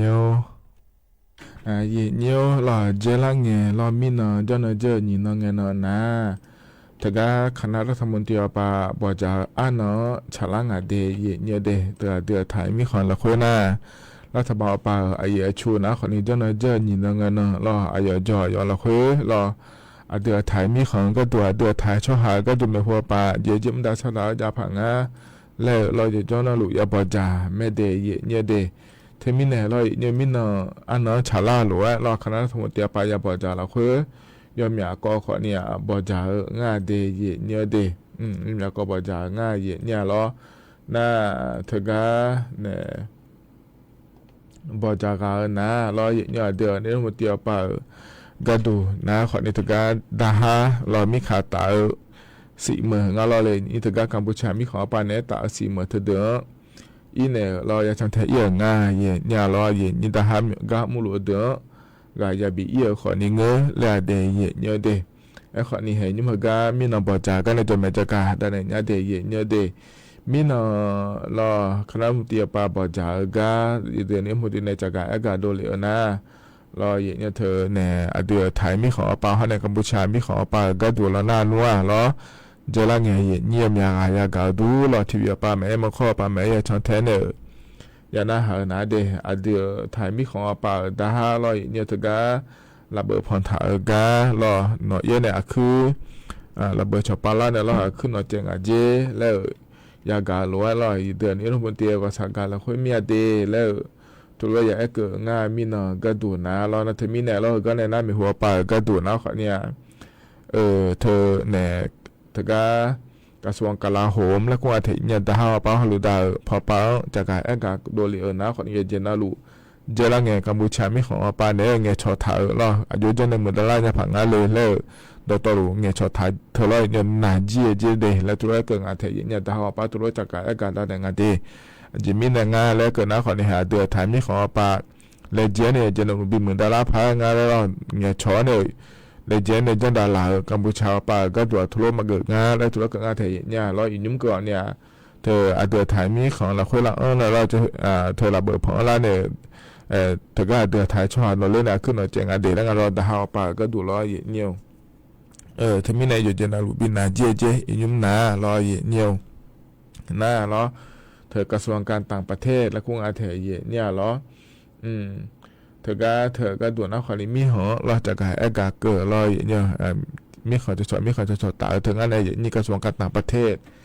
เธอหนารอยเงี้ยวเธอพอก็ดูขวัญเนี่ยรอยุ่มรอกัมพูชาป่าก็ตัวน่ารู้งานเดย์และมีคนจากการอากาศและกัมพูชาป่าด้วยจากการอากาศโกหลังอะไรที่พบพยานหางานสิแล้วเนี่ยเย็นนี้รอไอ้คนเนี่ยเธอเนี่ยเฮก็ก่อนละคุยนะคนเนี่ยพยานทำแทงงานสิเดย์เย็นเนี่ยเดย์น่าเราเนี่ยกระทรวงมหาดไทยและขั้วป่านะรอเย็นเนี่ยเธออำเภอจังหวัดเขาป่างานในเย็นนี้นะคนนี้เธออย่างละเดือรอเธอเนี่ยบีฮอลูดาก็ดูบีแมนเนี่ยก็ดูรอเย็นเนี่ยเธอก็40,000ละคุยdo đó để nhận nhau sẽ có mình này anh này lo để mà dễ nghe lo để mà dễ nghe để như là các có hay nghe dễ la rồi lo mà nhìn phát đô la na vô cho nhà phẳng nga vô là hôm nay thờ này cho nhà phẳng nga là có được to luôn vậy nhiều vì mình này anh này ở dễ vậy nhà lo thì mình này nhúng ná lo vậy nhiều thờ này cái cơn ná khỏi này thực ra40,000tạoพอป่าละค่อยนะคนนี้เจนาลุลอยอยู่จนในมือดาราเนี่ยผังงานเลยลอยเนี่ยเจลุนาลุน่าจริงอ่ะเจยันดาฮาที่เป็นนี่จะยังไงเดยยุ่มนาเดยเนี่ยเดยถึงกัน40,000ละค่อยนะลอยเนี่ยก็จีก็กดดอลลาร์มาขาล้อเดือดถ่ายมีของเฮลาสะ เนี่ยรอลาสาเนี่ยบิดาญาผาเดือดถ่ายช่วงหาอุล้อเนี่ยฮอลุดาญาผาและงานแถเยเนี่ยเหอมีนำบจ่าล้อน่าจะที่กอยบจ่าก็ดูนะขอนี่เธอยุ่งอีจุดดันดาล่าอยู่เนี่ยก็จะงานเจเยเนี่ยกูเทมอปามารอแต่ก็ถ่ายมีคนเนี่ยก็เชียปามารอนาคุยเมหูอีจุดดันดาล่าเนี่ยอยู่เนี่ยก็สาลัวเดอละคุยขอนี่รอเยเนี่ยเธอมีเนี่ยรอแล้วทำปาขอเนี่ยก็ยบจ่าเนี่ยเจลังเนี่ยสาเดอชอบปาก็กอมาในยุ่งเหกายจุดดันดาล่าเนี่ยสาลัวเดอมาอายุจะเนี่ยชาวบ้านเนี่ยพังเล่ลอยบจ่างาเดมีนอนาเดยเนี่ยเดฮอนเนี่ยจะที่กอบจ่ามีนอนาลอยเนี่ยถึงก็อินุมนาเบอจีบาถึงก็ดูลอชอล้านเล่าแล้วคงว่าเนี่ยจีบาเนี่ยบิดดูอินเนี่ยตัวเยอะเธอลอยเนี่ยอินุว่าอายามมาในพิธีอายามฉลางงาดินาตาแล้วมาอายาอุดวาเจเนี่ยก็นู่นมาด้วยเนี่ยเดแล้วลอยเนี่ยที่มีเนี่ยลอยยุ่มหน้าอายาบ่อยงาเดจิบาหุ่มมาขอนี่ลอยเบียหุ่มมาขอนี่เงอหน้าอายามเธออาจจะมาในเอรัวมาอันนี้รออาจจะได้มาบีอันเดแล้วอายามเราค่อยอันนี้นะยิ่งปายุบหมอยเจแล้วตัวก็งาถึงเนี่ยที่มีเนี่ยลอยเนี่ยเฮก็เฮก็ลอยนี่นะเดินถ่ายช่วยย้อนน่ะรู้สิก็ยังบีในเอ็นเนี่ยเดแล้วตัวก็งาถึงมีน่ะนาลอยเนี่ยย้อนน่ะรู้ยังบ่รู้ถ่ายลอยดังนั้นเนี่ยก็ดูเดแล้วงานเนี่ยนี่เธอมีเนี่ยรอเยี่ยวเหินน้าคนนี้มีน้อยอย่าบอกจ่าละคุยเราจะการแอกาได้ในบิสิบิกาเลเดย์เยี่ยเดนั่นจะการงานเนี่ยเนี่ยรู้เลยเยี่ยวถึงการมีน้อคณะรัฐมนตรีป่าบอกจ่าเราหน้าขอนี่เราเลยนี่เดือนนี้รัฐมนตรีป่าก็ดูหน้าขอนี่เราเยี่ยถึงการ40,000เราเยี่ยวนี่มีขาตากาตาฮาโจดัวเราเยี่ยวรู้ดัวอินเนอร์รอเธออยากจะเทเยอะง่ายเนี่ยรอเธอก็เนี่ยผู้มะเขือและครูก้าขอเนี่ยอย่าเยอะง่ายเดยเนี่ยเดฐานปฏิบัติการอินทุมานและงานเทเยเนี่ยผู้มะเขือแล้วคุณแม่เนี่ยนี้ก็เดี๋ยวเราคนนั้นยั่วเยอะมุมดาลุเล่เลยรอเนี่ยเธอก็จะเข้าป่ารอกองพันทหารราบที่11และขั้วปาเนี่ยเดือนนี้รัฐมนตรีจากการกาจะน่าหาเยอะง่ายเดยเนี่ยเดฮอนเนี่ยรอเนี่ย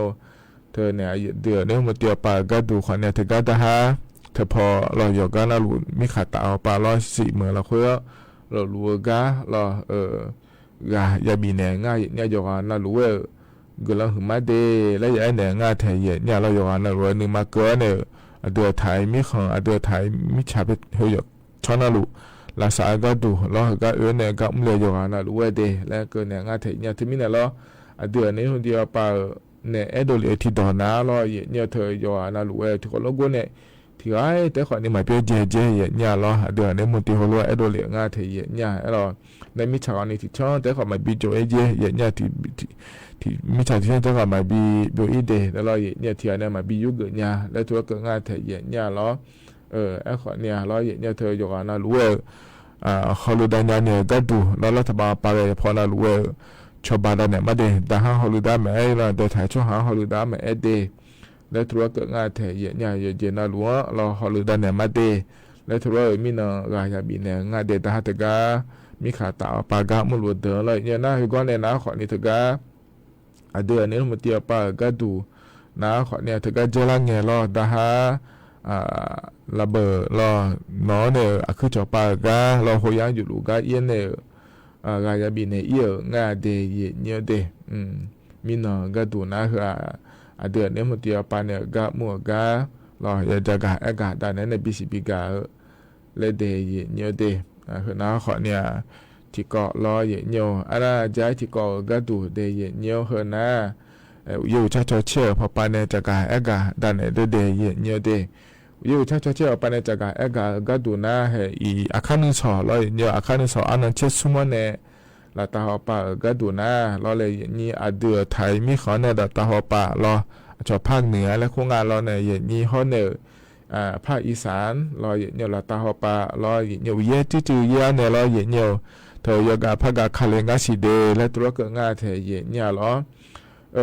เธอก็หลับมีของปาเนี่ยจะแล้วจังเจเนี่ยเราถึงมีเนี่ยจะแล้วบอเนี่ยเราเนี่ยเธอจะเจคาเลนทิกานะอุยเลยยังเดและตัวก็งาเทเนี่ยถึงมีเนี่ยเราเลยนี่ เดือนต่อไปจอดนะขอนี่เราอย่างเงี้ยให้อินเนอร์ในขอเนี่ยมีจุดพังของเธอแล้วผมถ่ายไม่ได้อาบุยทุกๆเลยแล้วผมถ่ายได้เยอะเดยกการเลี้ยนะขอเนี่ยเธอมีจุดพังของดูมาเดินหน้าผายอาบุดูมาเดินหน้าผายเดยเยอะเดขณะยุ่งเหกาอัดต่ำไปอายามเหล่าคุยจะการเอกาได้นั้นในบิสิบิกาเดยเยอะเหกาหนาวในตาชาติบุ้มเลยพนักดามาเดยเยอะเดเธอในเวกากาชักตาชาเมเดยเยอะเดที่เขาเลยนะฮะเบียดามา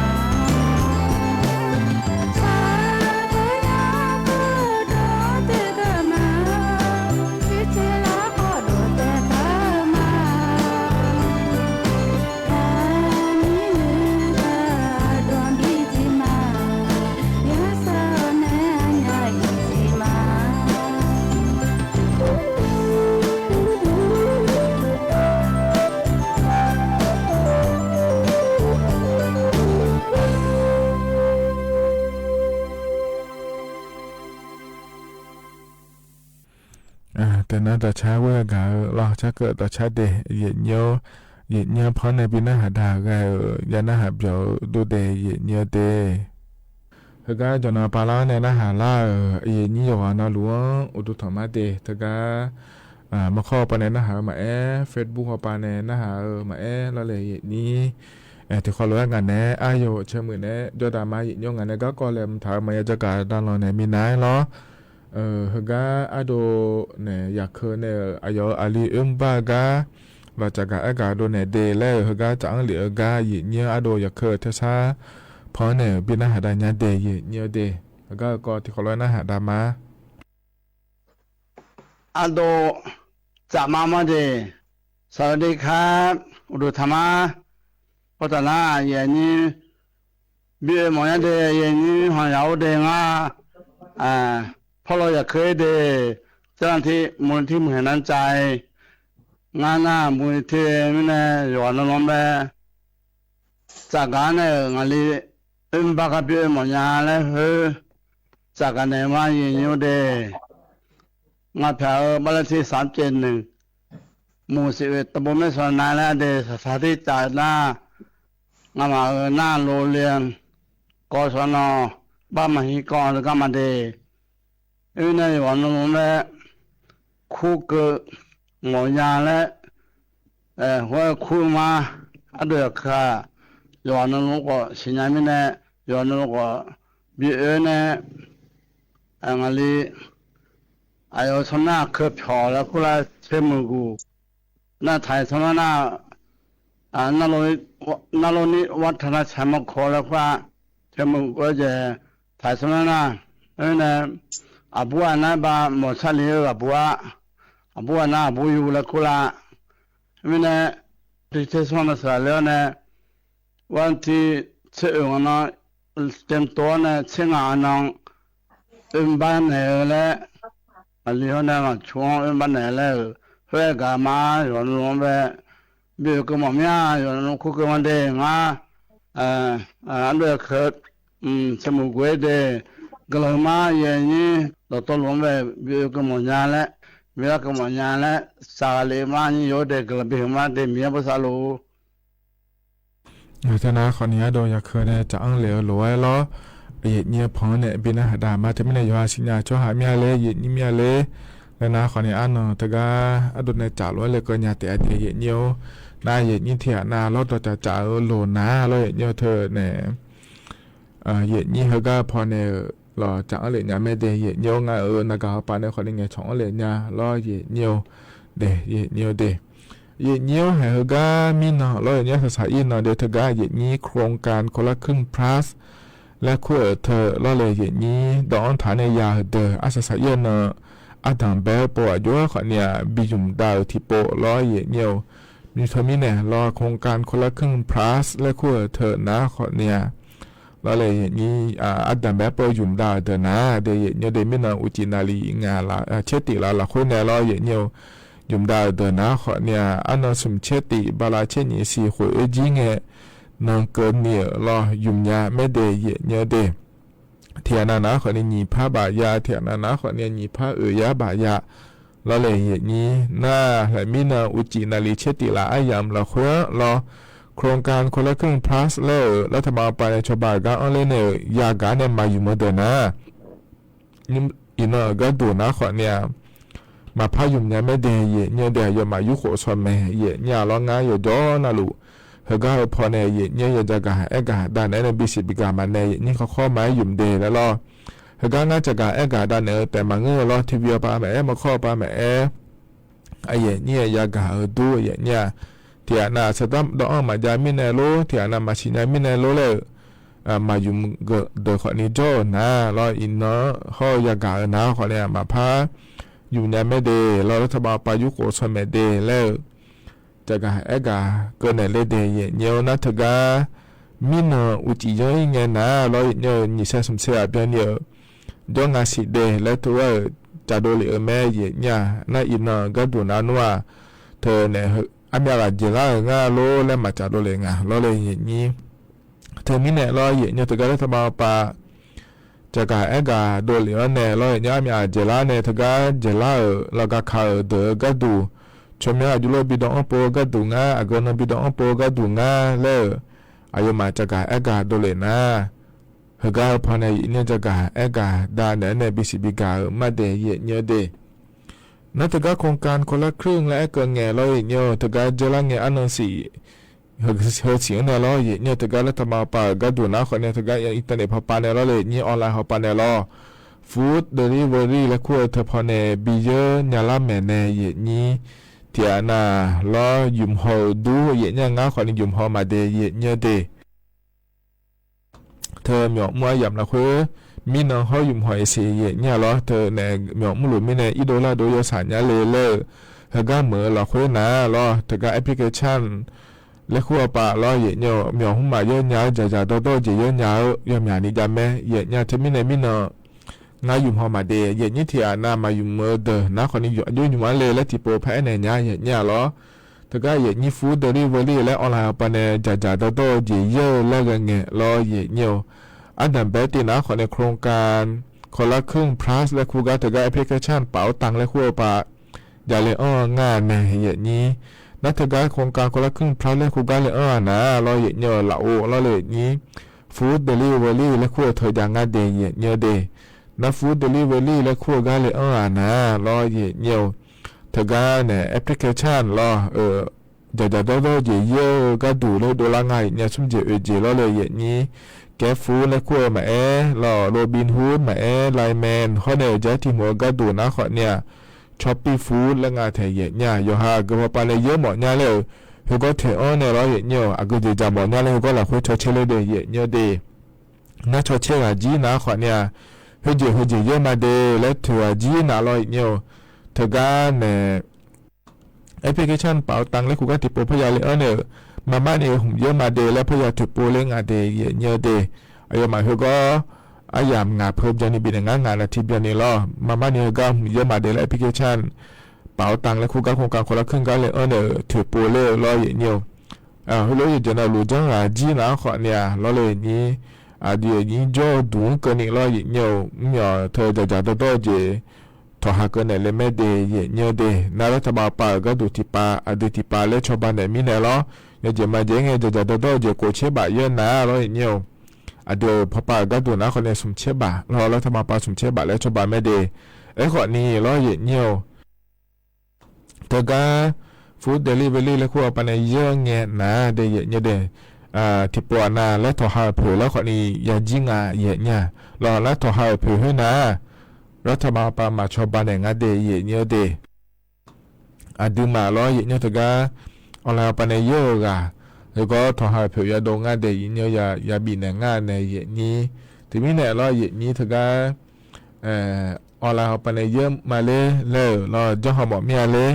แล้วนะขอนี้ล้อเลยนี้จ้องหอยังไม่เด้งกันเนี่ยถึงก็เนี่ยล้อเดย์เนี่ยเด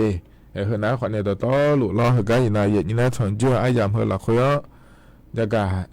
ด้านเนี่ยบิสิบิกาเดย์เนี่ยกันเนี่ยนะรอเนี่ยอายามก็จะล่าเฮรออายชาก็เลยเป็นอาหารดังมาเดบ่พาเขาเนี่ยอดอายเชมือในชาและงานเนี่ยผมอายามให้จะล่าหรือเพราะบินอาหารเนี่ยอายามเจียนะขอเนี่ยก็อีมาเราจะอยู่มือเดข้านึกสอดราคาชาตานิทุลาเนี่ยรอนาลีแย่ล้านในวัวล้านก็นี่รองานเนี่ยอายเชมือเนี่ยเฮก้ามีหอมดูล้อสวทเจ้าหมายที่ขอรวยพัฒนจุฬามาเดก็อีมาอุดูธรรมะอุสาเลมิญา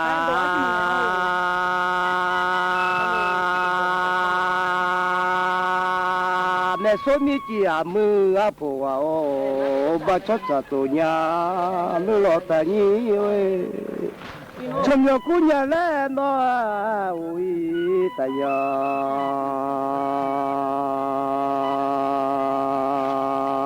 ลอให้ยิชดจัตุแลนแฟบันเนมังโล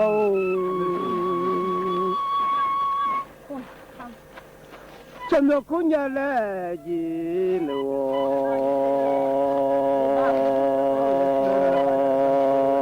บ้านเนมังยิจเนวะบ้านเนโลชดจัดเด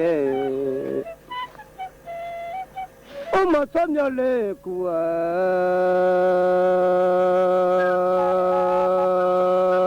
นึกบ้านเนเลเมสมิจิอามือผัวเอาลอยปัสสาวะสะเลยามิญา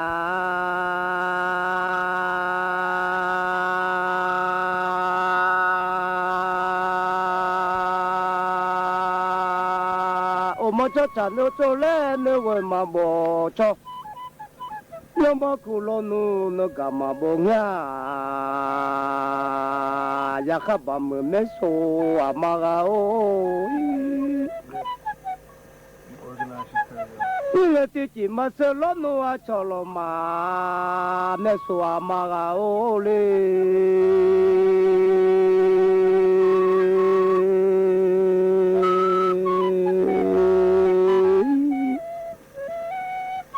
มาเสลยาบะเมอ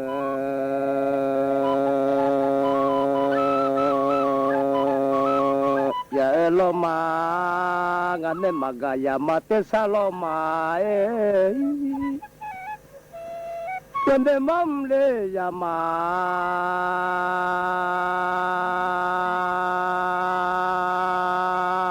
ก็เมื่อยามัน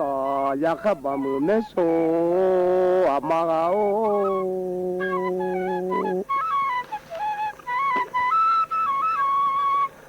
วันเดมากายามาเลเตสาโกนีมีลงอาเสลามีลมมีเบอเวงาอยู่ลามีนุ่มจมมามีเบอมือโอยาบะมือลอนเอติปูลองอามาจามยา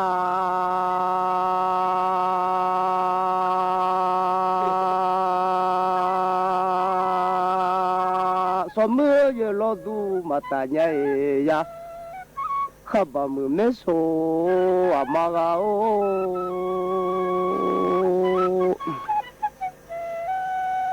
ยาบมือที่ผู้เอลาก็จะลอยอินมาผู้ล้อหามีเสจอมแม่หมอลาเนี่ยอยากขับมือเมโซอามาเอาสมัยเจเลลอน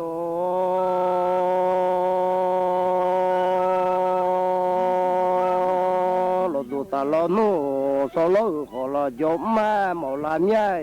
งาลมาจะเยอยู่อย่าอยู่ไอ้เลยยาบมือที่ผู้เอลางามาจาผู้ล้ามีสุดตัวเอลกามอลเนี่ย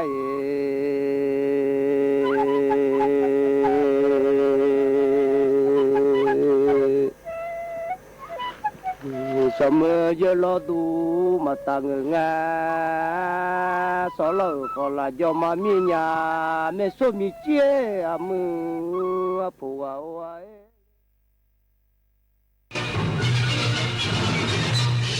สถานีวิทยุกระจายเสียงแห่งประเทศไทยและเครือข่ายทั่วประเทศเสนอข่าวต้นชั่วโมงรู้เร็วรู้จริงเกาะติดทุกสถานการณ์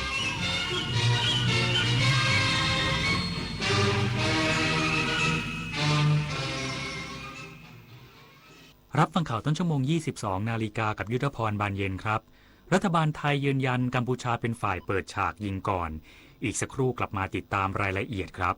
จะวัยไหนรุ่นไหนก็ใช้สื่อออนไลน์ให้ปลอดภัยได้อ๋อ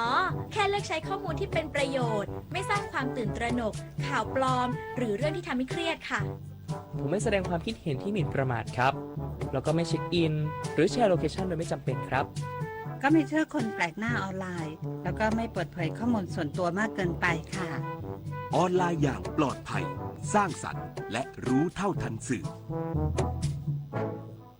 เมื่อเราก้าวทันเราต้องรักษาพัฒนาและส่งเสริมผลประโยชน์เพื่อความก้าวหน้าสู่ยุทธศาสตร์ที่สำคัญเราพร้อมผลักดันกิจกรรมเชิงรุกที่สร้างสรรค์ในทุกมิติรวมทั้งสร้างสรรค์ความเข้มแข็งในภูมิภาคที่มีอาเซียนเป็นศูนย์กลางเราสนับสนุนการส่งเสริมและเชื่อมโยงในเวทีเจรจาการค้าการลงทุนเรารักษาสันติภาพเสถียรภาพความมั่นคงและความมั่งคั่งประชาคมอาเซียนประชาชนเป็นศูนย์กลางเราไม่ทิ้งใครไว้ข้างหลังคนละครึ่งพลัสรู้ไหมใช้อะไรได้บ้างใช้ซื้อสินค้าอาหารเครื่องดื่มบริการนวดสปาทำเล็บทำผมขนส่งสาธารณะแต่เดี๋ยวก่อนถ้าจะนำไปใช้ซื้อสลากกินแบ่งรัฐบาลเครื่องดื่มแอลกอฮอล์ผลิตภัณฑ์ยาสูบบัตรกำนันบัตรเงินสดแบบนี้ไม่ได้นะครับที่สำคัญต้องจ่ายตามจริงห้ามทอนเป็นเงินสดห้ามรับแลกสินค้าหรือบริการคืนเป็นเงินสดนะคะดูรายละเอียดเพิ่มเติมได้ที่ www.konlakringplus.com คุณเคยเป็นแบบนี้ไหมใช้เวลาอาบน้ำเป็นชั่วโมงเคยซื้ออาหารอย่างบ้าคลั่งแต่ก็กินไม่หมดจนเหลือทิ้งเคยซื้อเสื้อผ้าราคาไม่แพงแต่ซื้อบ่อยก็เคยหลงลืมที่จะปิดน้ำปิดไฟเมื่อไม่อยู่บ้านเคยเราอยากให้คุณหยุด หยุดกิจวัตรประจำวันที่เป็นการทำร้ายโลกช่วยกันรักษาและฟื้นฟูตั้งแต่เรื่องเล็กๆที่เริ่มได้ด้วยตัวเราอาจเป็นเรื่องใกล้ตัวที่สามารถทำได้ไม่ยากรัฐบาลไทยยืนยันกัมพูชาเป็นฝ่ายเปิดฉากยิงก่อนพร้อมขอประณามการบิดเบือนข้อมูลและใช้ประชาชนเป็นโล่มนุษย์นายสิริพงษ์อังคสกุลเกียรติโฆษกประจำสำนักนายกรัฐมนตรีเปิดเผยถึงเหตุการณ์ปะทะบริเวณชายแดนไทยกัมพูชาว่ารัฐบาลไทยขอประณามการกระทำของฝ่ายกัมพูชาอย่างรุนแรงที่ใช้อาวุธยิงเข้ามายังพื้นที่ฝั่งไทยก่อนโดยเฉพาะในพื้นที่บ้านหนองยาแก้วอำเภอโคกสูงจังหวัดสระแก้วซึ่งเป็นการละเมิดอธิปไตยของไทยอย่างชัดเจนรัฐบาลยืนยันตามรายงานจากกองทัพบกเมื่อเวลา 16 นาฬิกากองกำลังบุรพาได้รายงานเหตุทหารกัมพูชาใช้อาวุธปืนยิงเข้ามายังฝั่งไทยฝ่ายไทยได้ดำเนินการอย่างระมัดระวังและอยู่ในกรอบของกฎการใช้กำลังโดยเข้าแนวกำบังและยิงแจ้งเตือนเพื่อป้องกันตัวเองใช้เวลาประมาณ 10 นาทีก่อนสถานการณ์จะสงบลงและไม่มีผู้บาดเจ็บหรือเสียชีวิตในฝ่ายไทยทั้งนี้การที่ฝ่ายกัมพูชาใช้ประชาชนเป็นโล่มนุษย์ถือเป็นการละเมิดหลักมนุษยธรรมสากลอย่างร้ายแรงซึ่งไทยไม่อาจยอมรับได้และเป็นพฤติกรรมที่ขัดต่อกฎหมายระหว่างประเทศว่าด้วยการคุ้มครองพลเรือนในสถานการณ์ความขัดแย้งจึงขอเรียกร้องให้กัมพูชาหยุดการกระทำยั่วยุทุกรูปแบบเคารพอธิปไตยของไทยและยุติการบิดเบือนข้อเท็จจริงต่อสื่อมวลชนและประชาชนของตัวเองส่วนกรณีที่กัมพูชาแถลงต่อสาธารณะว่าไทยเป็นฝ่ายเปิดฉากยิงก่อนและมีพลเรือนกัมพูชาได้รับบาดเจ็บนั้นยืนยันเป็นการบิดเบือนข้อเท็จจริงโดยสิ้นเชิงแต่ข้อเท็จจริงฝ่ายกัมพูชาเป็นผู้ยิงก่อนขณะที่ฝ่ายไทยตอบโต้ป้องกันตัวเองอย่างจำกัดและอยู่ในกรอบของกฎหมายระหว่างประเทศผลิตนาถขวัญแสนสุขรายงาน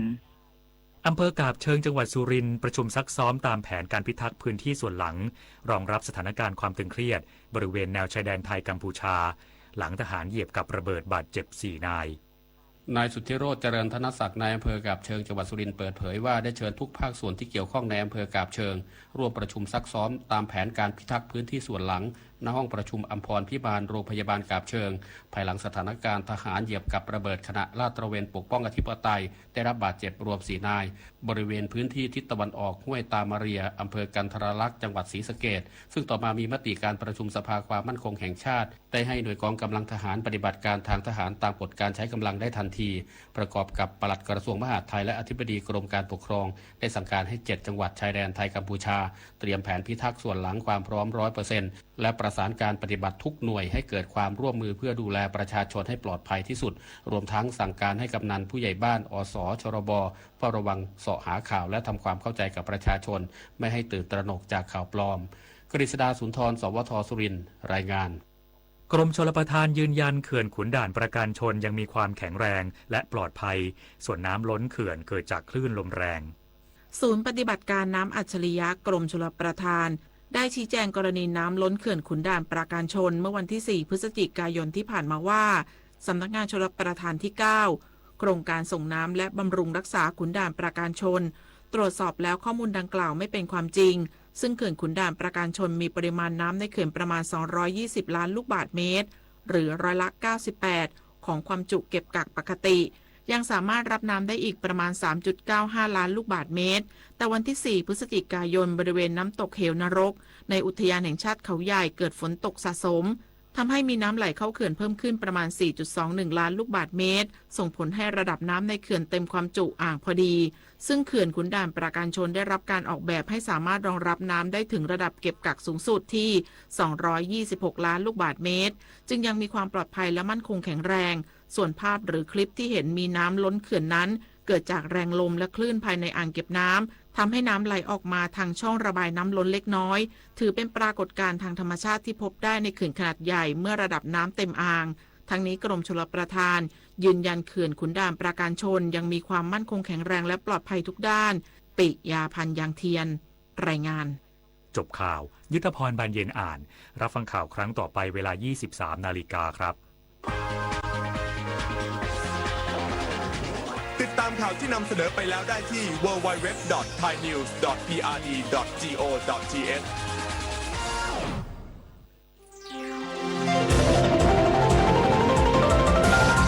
วิทยุแห่งประเทศไทยให้ความรู้คู่ความสุข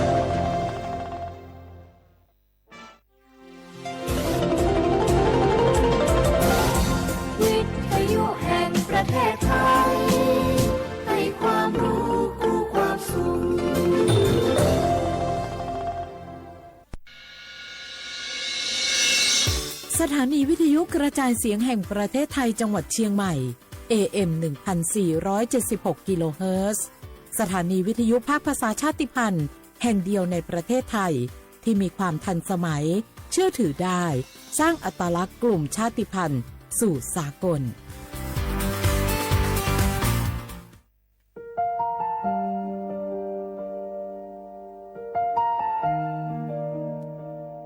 ขอน้อมเกล้าถวายอาลัยสมเด็จพระพันปีหลวงพระแม่แห่งแผ่นดินผู้ทรงเมตตาเหนือเกล้าขอพระองค์เสด็จสู่สวรรคาลัยข้าพระพุทธเจ้าข้าราชการและเจ้าหน้าที่สถานีวิทยุกระจายเสียงแห่งประเทศไทยจังหวัดเชียงใหม่กรมประชาสัมพันธ์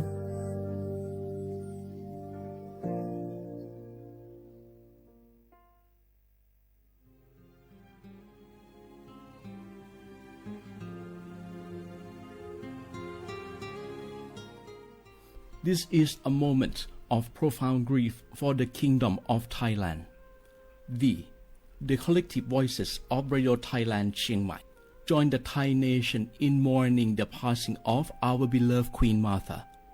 Her Majesty Queen Sirikit. Her life was a testament to the unwavering service, grace, and deep love for the Thai people. Our humble condolences and thoughts are with His Majesty the King, the royal family, and all the Thai people during this deeply sorrowful time. We will remember her forever.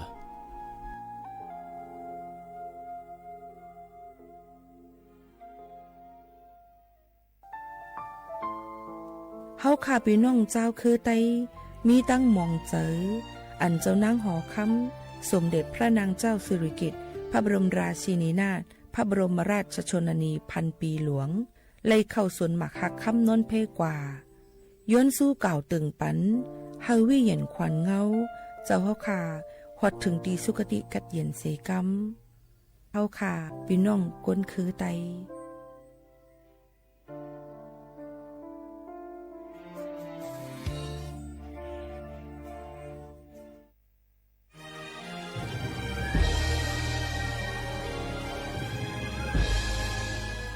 เกิดเป็นคนไทยเติบโตบนผืนแผ่นดินไทยจงภูมิใจในความเป็นไทยชาติไทยเรานั้นนับเป็นชาติที่มีความเป็นมาเก่าแก่ยาวนานเรามีภาษาวัฒนธรรมและมีสิ่งต่างๆที่เป็นเอกลักษณ์ให้เราได้ภาคภูมิใจในความเป็นคนไทยเราควรเห็นคุณค่าและมีความรักชาติหวงแหนแผ่นดินอันเป็นมรดกของบรรพชน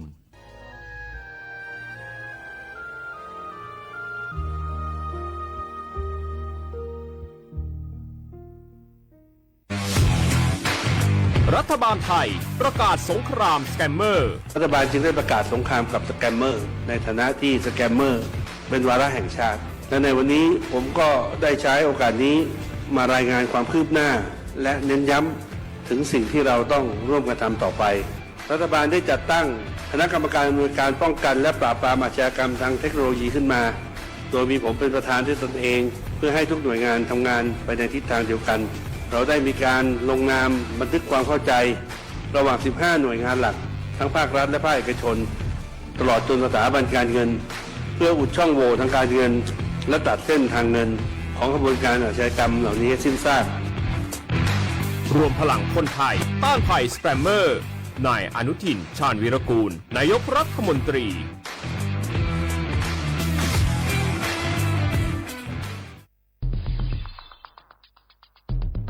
แค่3 ปีความเสียหายจากอาชญากรรมไซเบอร์ของคนไทยพุ่งทะลุถึง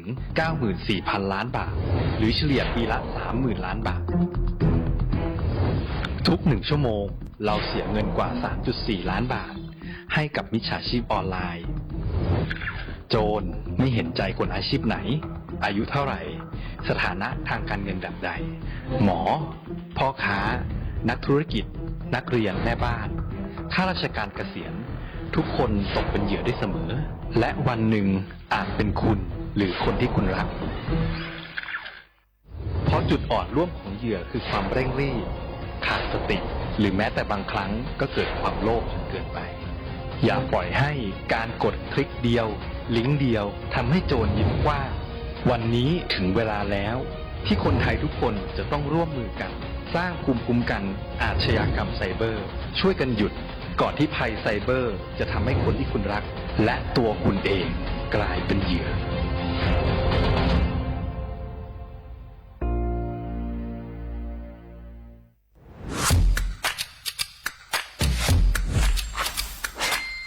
กลับมาแล้ววันนี้กับโครงการคนละครึ่ง plus รัฐออกครึ่งประชาชนออกครึ่งช่วยเศรษฐกิจไทยหมุนเวียนเติบโตถ้าเราช่วยกัน plus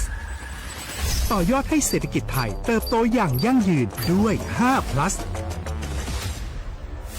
plus ที่ 1 เพิ่มช่วงอายุผู้เข้าร่วมโครงการจาก18ปีเป็น16ปี plus ที่ 2 เพิ่มวงเงินใช้จ่ายจาก150บาทเป็น200บาทเพิ่มพลังซื้อของประชาชนเพื่อกระตุ้นการหมุนเวียนในระบบเศรษฐกิจฐานรากลดภาระค่าครองชีพ plus ที่ 3 เพิ่มสิทธิพิเศษด้วยการดูแลผู้ที่อยู่ในระบบภาษีให้ได้รับสิทธิพิเศษมากขึ้นเพื่อสร้างแรงจูงใจให้ทุกคนร่วมอยู่ในระบบอย่างโปร่งใส plus ที่ 4 เพิ่มโอกาสให้นิติบุคคลขนาดเล็กเข้าร่วมได้ให้ธุรกิจเติบโตเป็นกำลังสำคัญของเศรษฐกิจไทย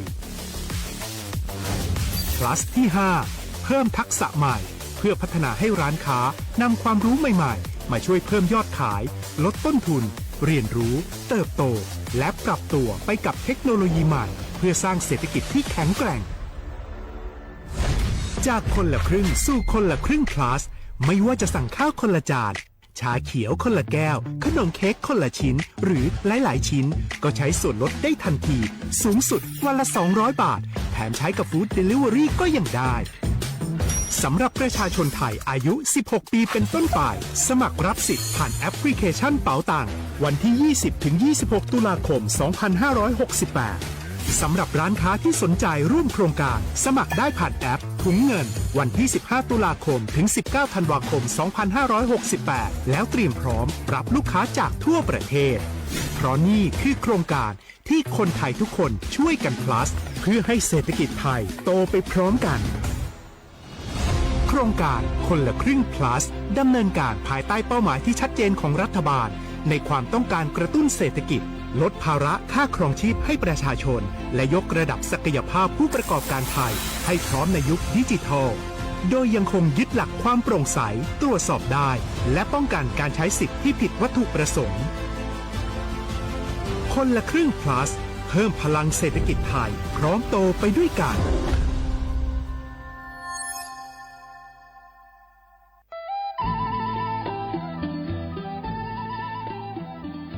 จังหวัดลำพูนโดยสำนักงานวัฒนธรรมจังหวัดลำพูนขอเชิญชวนทุกท่านร่วมย้อนวันวานสัมผัสมนต์เสน่ห์ตลาดวัฒนธรรมถนนสายวัฒนธรรมย่านเมืองเก่าข่วงพันปีถนนรถแก้วชวนมาชมชิมช็อปกับสินค้าพื้นเมืองของกิ่งบ้านเฮามากกว่า100ร้านค้าพร้อมชมการแสดงศิลปะวัฒนธรรมล้านนาและกิจกรรมดีๆจากชุมชนท้องถิ่นทุกวันเสาร์และอาทิตย์ตั้งแต่วันที่25ตุลาคม2568ถึง4มกราคม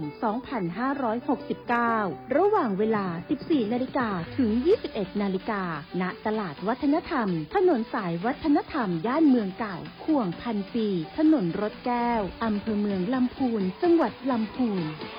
ร่วมแต่งผ้าเมืองใส่เสื้อผ้าเมืองเดินย้อนวานๆเก็บภาพความประทับใจในย่านเมืองเก่าแล้วคุณจะหลงรักเสน่ห์เมืองลำพูนเส้นทางสายหมอกที่สวยที่สุดในเมืองแพร่กำลังรอทุกคนไปวิ่งด้วยกันครับทุกก้าวของคุณคือพลังของลมหายใจ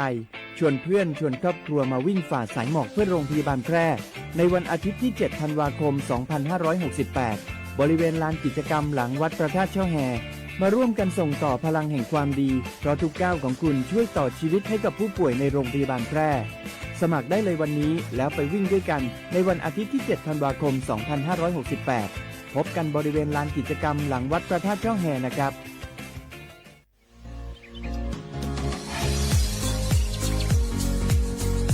จนหลังเปิงมติครม.มือวันที่29เดือนธันวาคม2568 เฮาฮิปเน็ตแกลิดปัญหาสถานะและสัญชาติคนอันอยู่ตั้งเมืองจึงไทยจอมาตรา17นั่นตอนตาพี่น้องเฮาเขาอันเข้ามาอยู่ตั้งเมืองไทยหึงนั้นและมีไว้เข้าจอมปึงเฮากว่ายืนย้อนสถานะต่างดาวเขาเมืองถูกแม่นจอมปึงไล่ตอนตาลูกอ่อนอันเกิดตั้งเมืองจึงไทยมีอำนั้นก็แม่มีไว้ทะเบียนประวัติบุคคลไม่มีสถานะทางทะเบียนอำนั้นไว้10ปีถูกแม่นยาวในจึงเฮากว่ายืนย้อนสัญชาติไทยจอมหนังมาตรา7ทวีไล่พออยู่ตั้งกรุงเทพมหานครกว่ายืนไล่ตีสำนักบริหารการทะเบียนกรมการปกครองพออยู่ตั้งต่าง7วันในจึงกว่ายืนไล่จอมหนังวัดไว้อันเปิ้นออกปันเฮาคานั่นเข้าย้ำเหตุการณ์จอมหนังหลวงปองจึงต่อพอถึงวันที่29เดือน6 25ปากไป69ค่ะ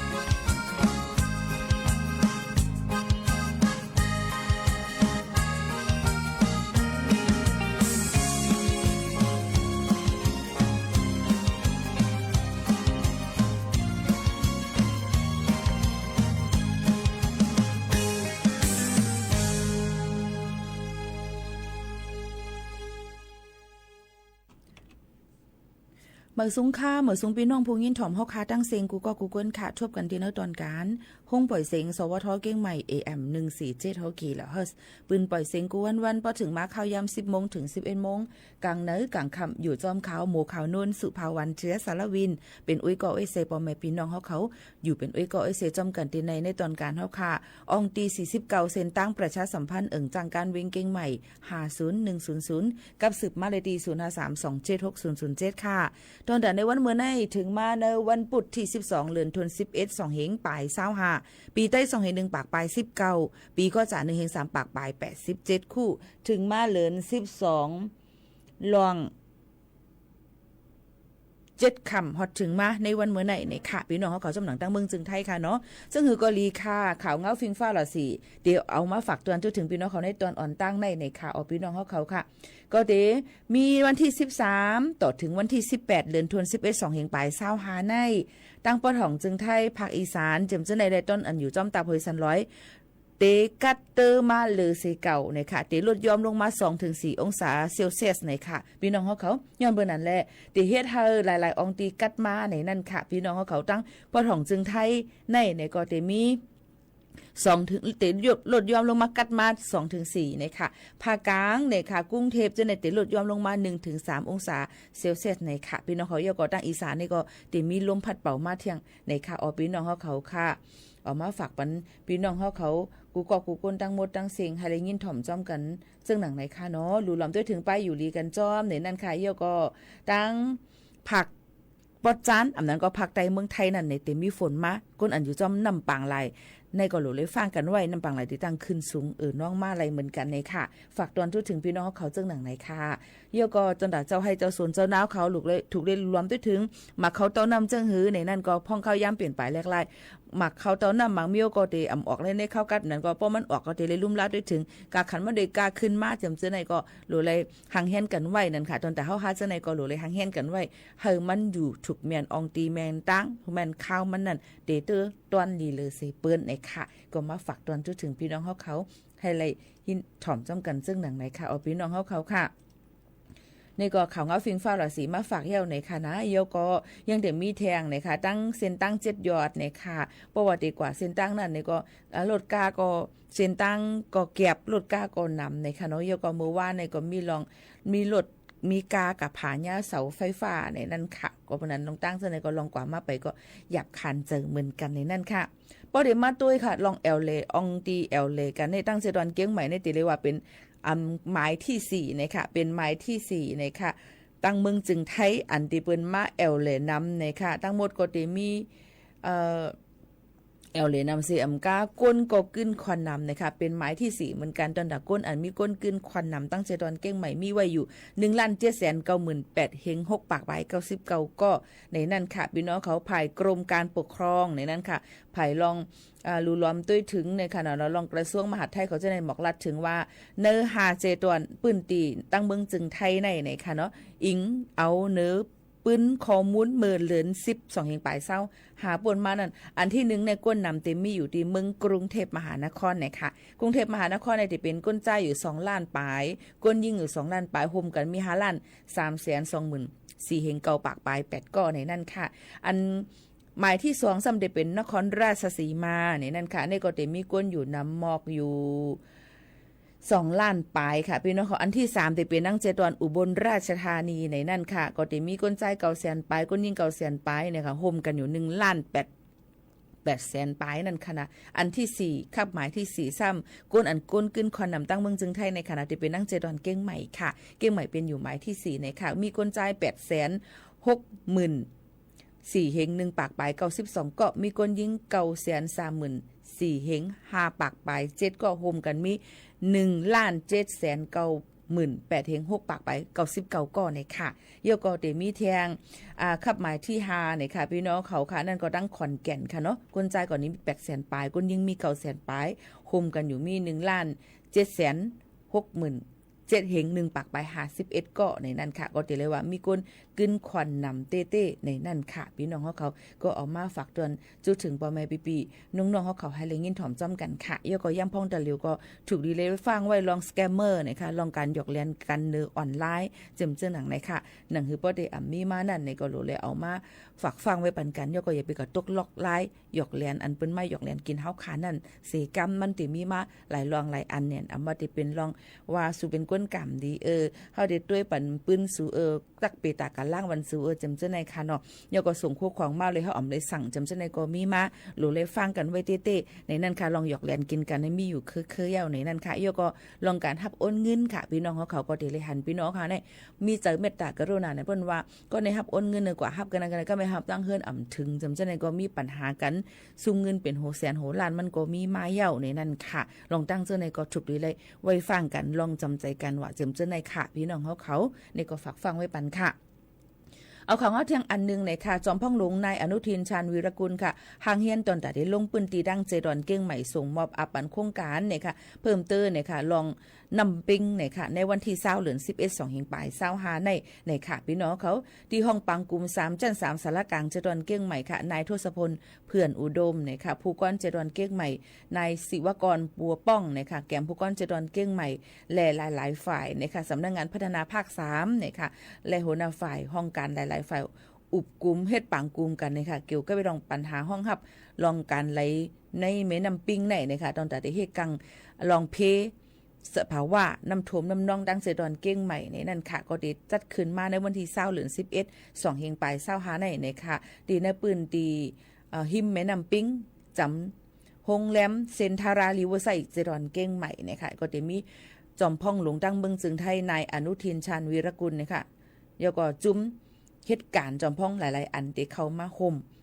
นะคะอุบกลุ่มกันกว่านะคะในวันที่20เดือน11 2เฮงปลาย25ในนะคะนี่ก็เป็นข่าวเงาออกมาฝากตวนทุกถึงพี่น้องเขาเจิงหนังในค่ะ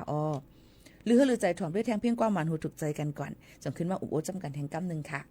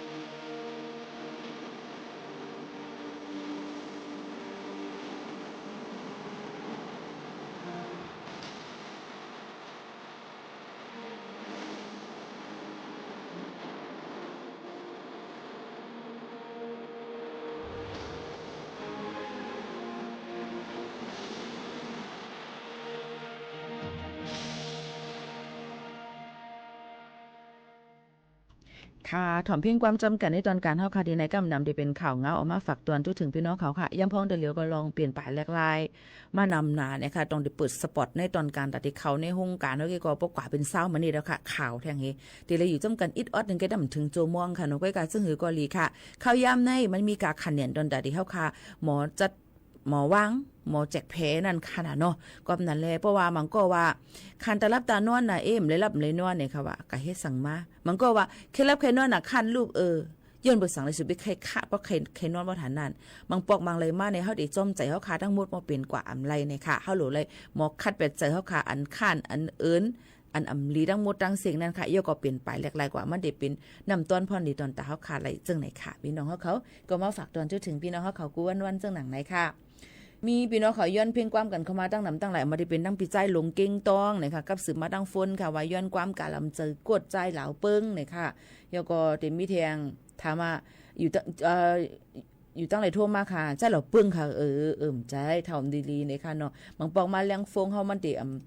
กว่าถึงกันไรมือเลียวกันหือจังหือก็จังเป็นไรนั่นขนาดไหนก็กาตอนดับพี่น้องเขาย้อนมานั่นก็ได้คัดเจอเอามาเปิดปันให้เลยยินถ่อมจ้ำกันอยู่ในนั้นค่ะในตอนการเฮาคาที่ในข่าวเงาฝากตอนมือตั้งเฮิรนนั่นนี่ก็ตักมาไหลโทรมาไหลไหนค่ะว่าเป็นเผอเจียงหืออยู่ที่แล้วใครผักตอนถึงเผอเจิงหนังไหนค่ะนะให้ตักมาในขอความค่ะเนาะพี่น้องเขาประวัติแต่มาในไลฟ์นั้นนี่มันตันหันค่ะมังข้อความในห้ามหันฮู้ที่เฮ็ดจังหือมันก็ว่าเฮาเตรียมก็ให้อ่านทั้งเฮาล่ะนี่สิที่ว่ามันอ่านน่ะมันหาหันนะมาจังไหนค่ะในพี่น้องเขาก็รู้เลยป่องเจอปันพองนะคะใจว่ากูลองกูอันเมื่อหนังกังใจเฮาตั้งหมดตั้งเซงนั่นค่ะนะเนาะมังปอกมาใน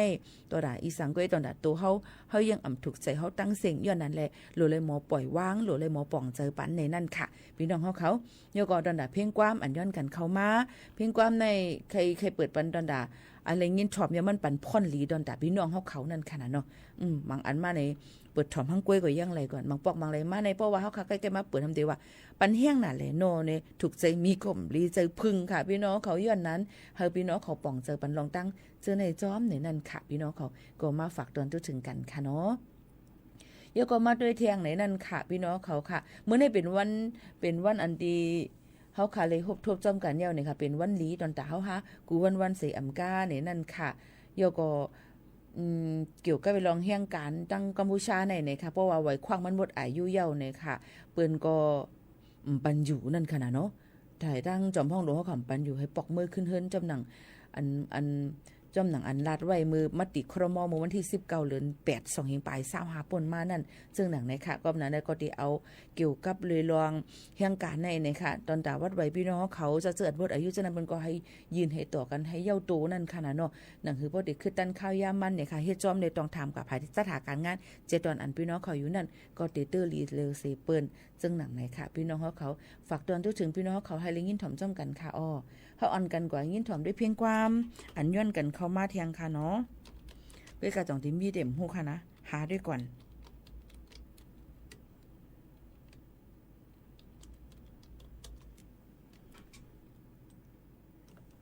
เพราะว่าเพียงความอันย้อนมานั่นนี่ค่ะนะมันมีเนี่ยก็ตื่นเพราะมันมีเห็นมันหันในตื่นเปิดปันค่ะผมมีเนี่ยมันจะเอากันเลยมาเปิดปันค่ะนะถ่อมได้เพียงความ130อันย้อนกันเข้ามาอันเป็นใจใส่มาห้องไว้นั่นก่อนค่ะ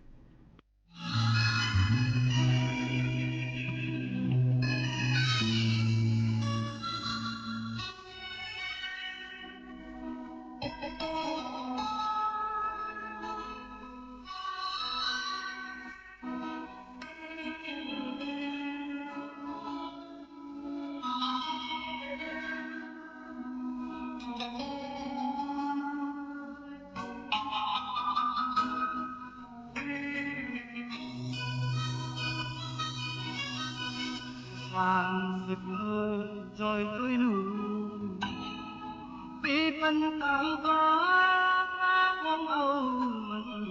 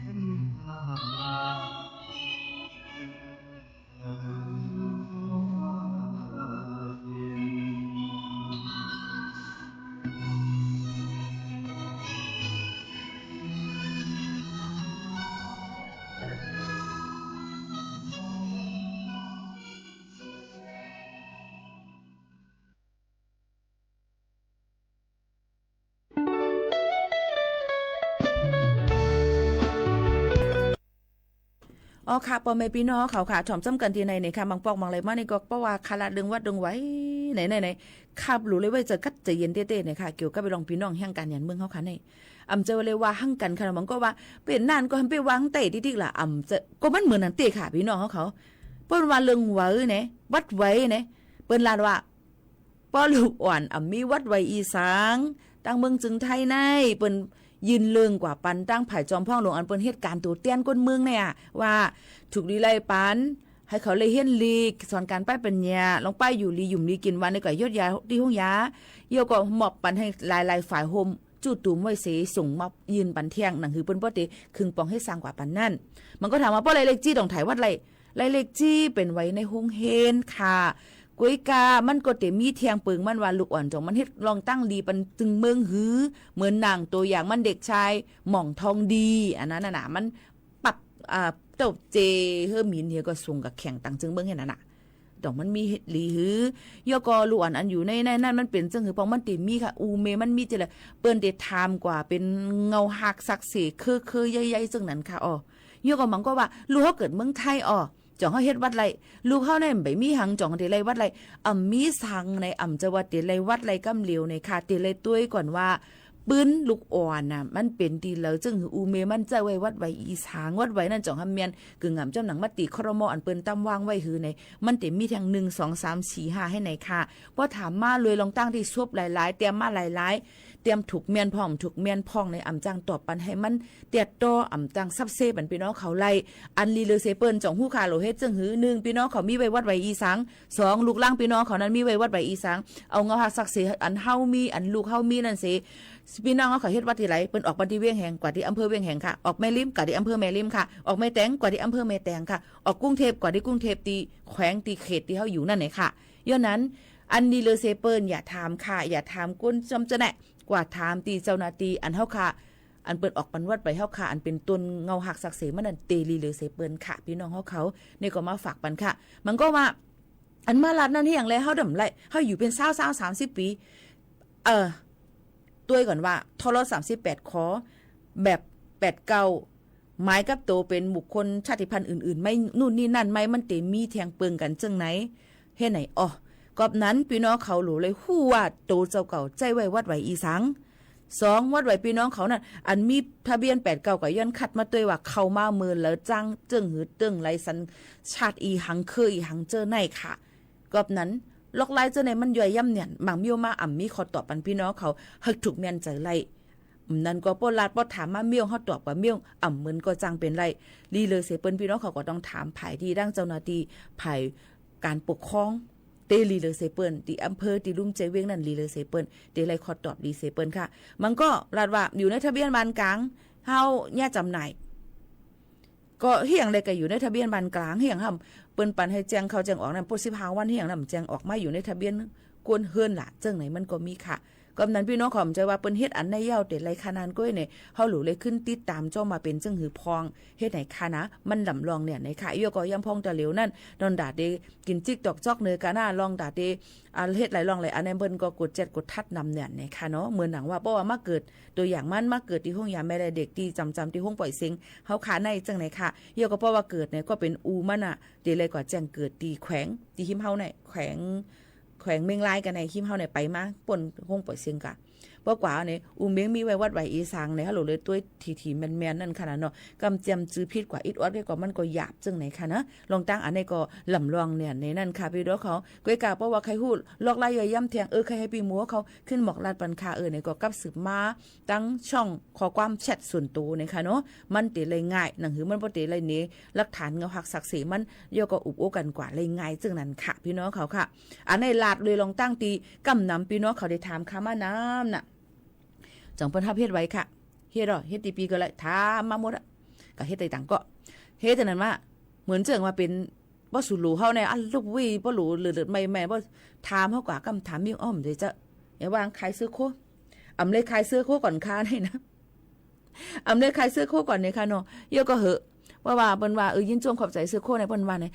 ถามมาที่ซื้อโคผึกถามมาเอาในค่ะเนาะพี่น้องเขาค่ะเยอะก็ไม่ทำถามก็ทำมาหำเอามันแกเปลี่ยนจังนั้นค่ะนี่บางปอกมานี่ก็มันเฮือเนี่ยค่ะนะย้อนนั้นแหละเฮียงเลยเฮาทำได้เฮ็ดจังนั้นต่อเปิ้นเพราะเปิ้นเฮ็ดจังนั้นต่อเฮาต้องเฮาด้วยเกียกในเคยย้อนผักถามอินค่ะเนาะอีสังการอีสังเสมว่านี่ค่ะบางปอกบางเลยมาเฮามาจัดรายการในยุ่มๆใหญ่ๆบางปอกมาเฮามีลองตุกค่าคันเจอหยับกันคือก็ยาวเนี่ยโจการ1ชั่วโมงอะไรตื่นเต้นเลยคัดเจอมายุ่มให้พี่น้องเขามาลัดก็ไม่ได้ขายยุ่มเลย22-3 นาทีก้อยก็ไม่มาด้วยขอความอันพี่น้องเขาตักมากำว่าเมียงว่ะมันจะตีเลนค่ะเนาะย้อนนั่นแหละเฮาป่องใจกันจ้อมเนี่ยมันก็มาถ่อมต้นถ่อมเงามาถ่อมไปใจเย็นๆค่ะใจเย็นค่ะเนี่ยใจเย็นยาวค่ะเนี่ยเอานำกัดป้อลุบปะหังในพระตราสังขาโหรหางๆดอกโหอิติปิโสในเตเอาเงาบ่ปินพลงกว่าหำบ่หลายกะหมอในค่ะเนาะย้อนนั้นพี่น้องเขารู้เลยป่องใจจ้อมว่าอีสังเสอำว่าป้อเฮาอำเกียกเปิ้นก็ตื้นอำเกียกค่ะย้อนนั้นป้อเฮาอำเกียกอย่าไปเฮ็ดให้เปิ้นอำเกียกเฮานั่นค่ะเนาะอันนี้มันอำตับหรือสวนกันค่ะมันอยู่ที่ออกไปวนก้นก้อนนั่นค่ะว่าเป็นก้นจึงหือค่ะเนาะก็นั่นแหละอย่าเตรียมเลนค่ะย่อก็ถามมาเลยลองตั้งอันฉุกอันแม่นมันในค่ะเนาะย่อก็อย่าไปพุ่งเต็บตัดปันว่าเจออำจื้อจึงหือในนั่นค่ะถ่อมเตยก่อนในนั่นค่ะเนาะเรียนก็ได้ก่อนก้นเฮาค่ะเนี่ยจงได้ฮู้ว่ามันดีฮะอำเลียน้ำลึกอ่ะน้ำม่อมลึกค่ะพี่น้องเขาถ่อมเพียงความจำกันทางอันที่ย้อนกันเข้ามานั่นเทียงลูกก่อนค่ะ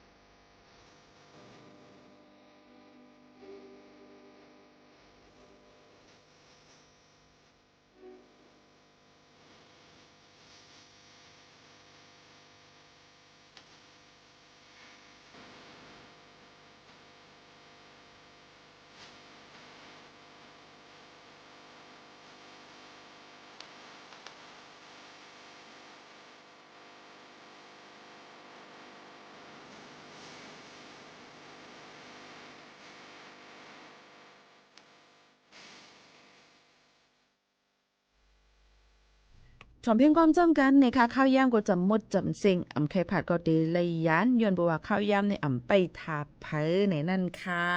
ก้นเฮาคาก็อำพ่องหรือเลยสังขราเมืองคงกลางอำพ่องหรือเลยตูคันถาที่เฮาเป็นอยู่เกิดเจ็บไมไข่นาวอยู่ในหมังปอกลีหมังปอกจ้าหมังปอกปีหมังปอกย้อม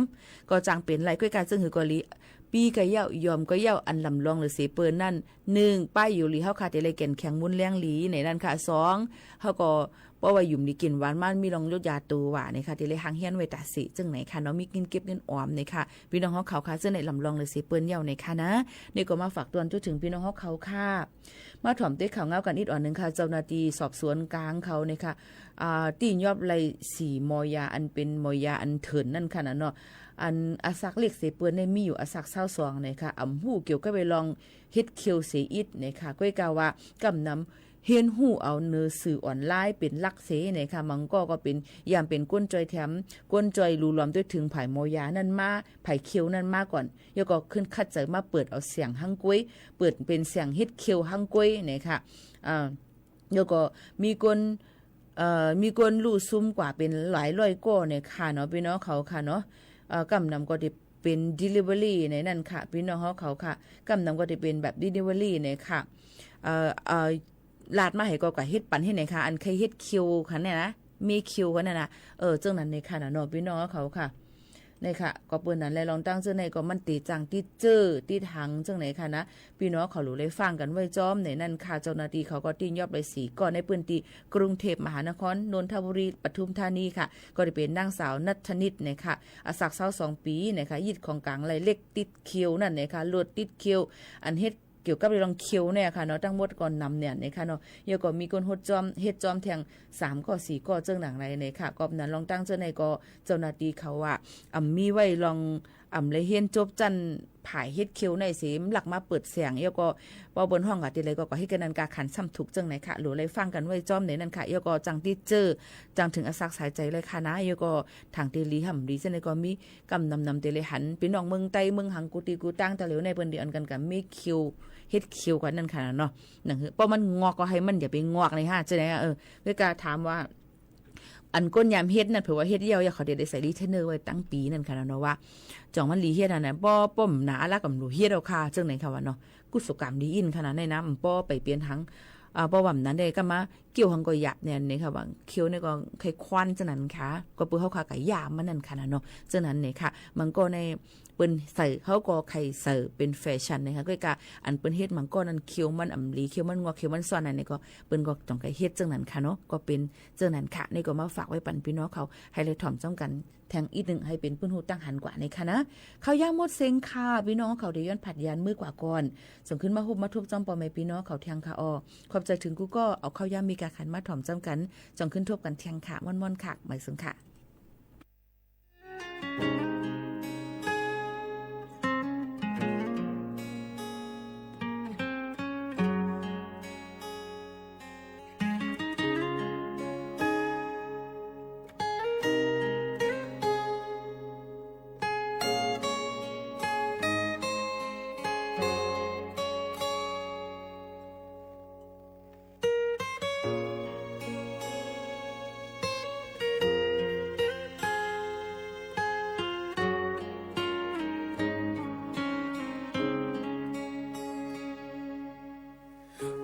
น้องได้ย้อนขึ้นหูใจก็ได้จังเฮ็ดเหแล้วสิยืนสิเจ็ดน้ำตาสืบข้าวหักก็แล้วตั้งหักและตั้งเสืออันปีปันจึงอำเสือจาเพราะว่าคนผ่านเหมือนจังปีตีจังเฮ็ดย้อนหักแลตีคำเวตั้งปานตีเยินกันเจ็บว่าเมื่อผิดสั่งปล่อยบันมันดังมาปล่อยบันสู่สองเสือใจเอาตียันเจ็บลอยปล่อยบันหันลอยไฟเนื้อจากว่าเลยเขาตั้งมาถึงมือแล้วสุดตาจาไว้พอขึ้นมาจู่ว่าเมื่อผิดถึงหากอยู่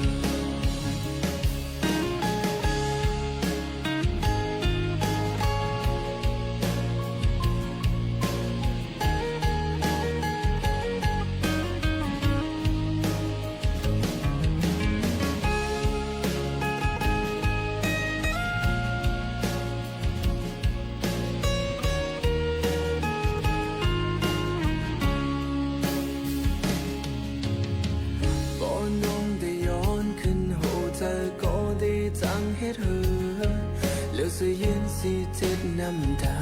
สิเข้าหักก็แล้วย้อนหักแลตีคำเวตั้งเปินที่เยินกันเจ็บอำว่าเมื่อผิดสั่งปล่อยบันมันดังเมื่อปล่อยบันสู่สองเสือเจ้ายาว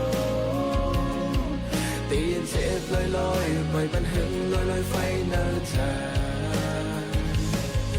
กว่าและเขาตั้งเมื่อถึงเมื่อแล้วสุดเตอเธอไว้พอขึ้นมาสู่อำว่าเมื่อผิดตึกหากอยู่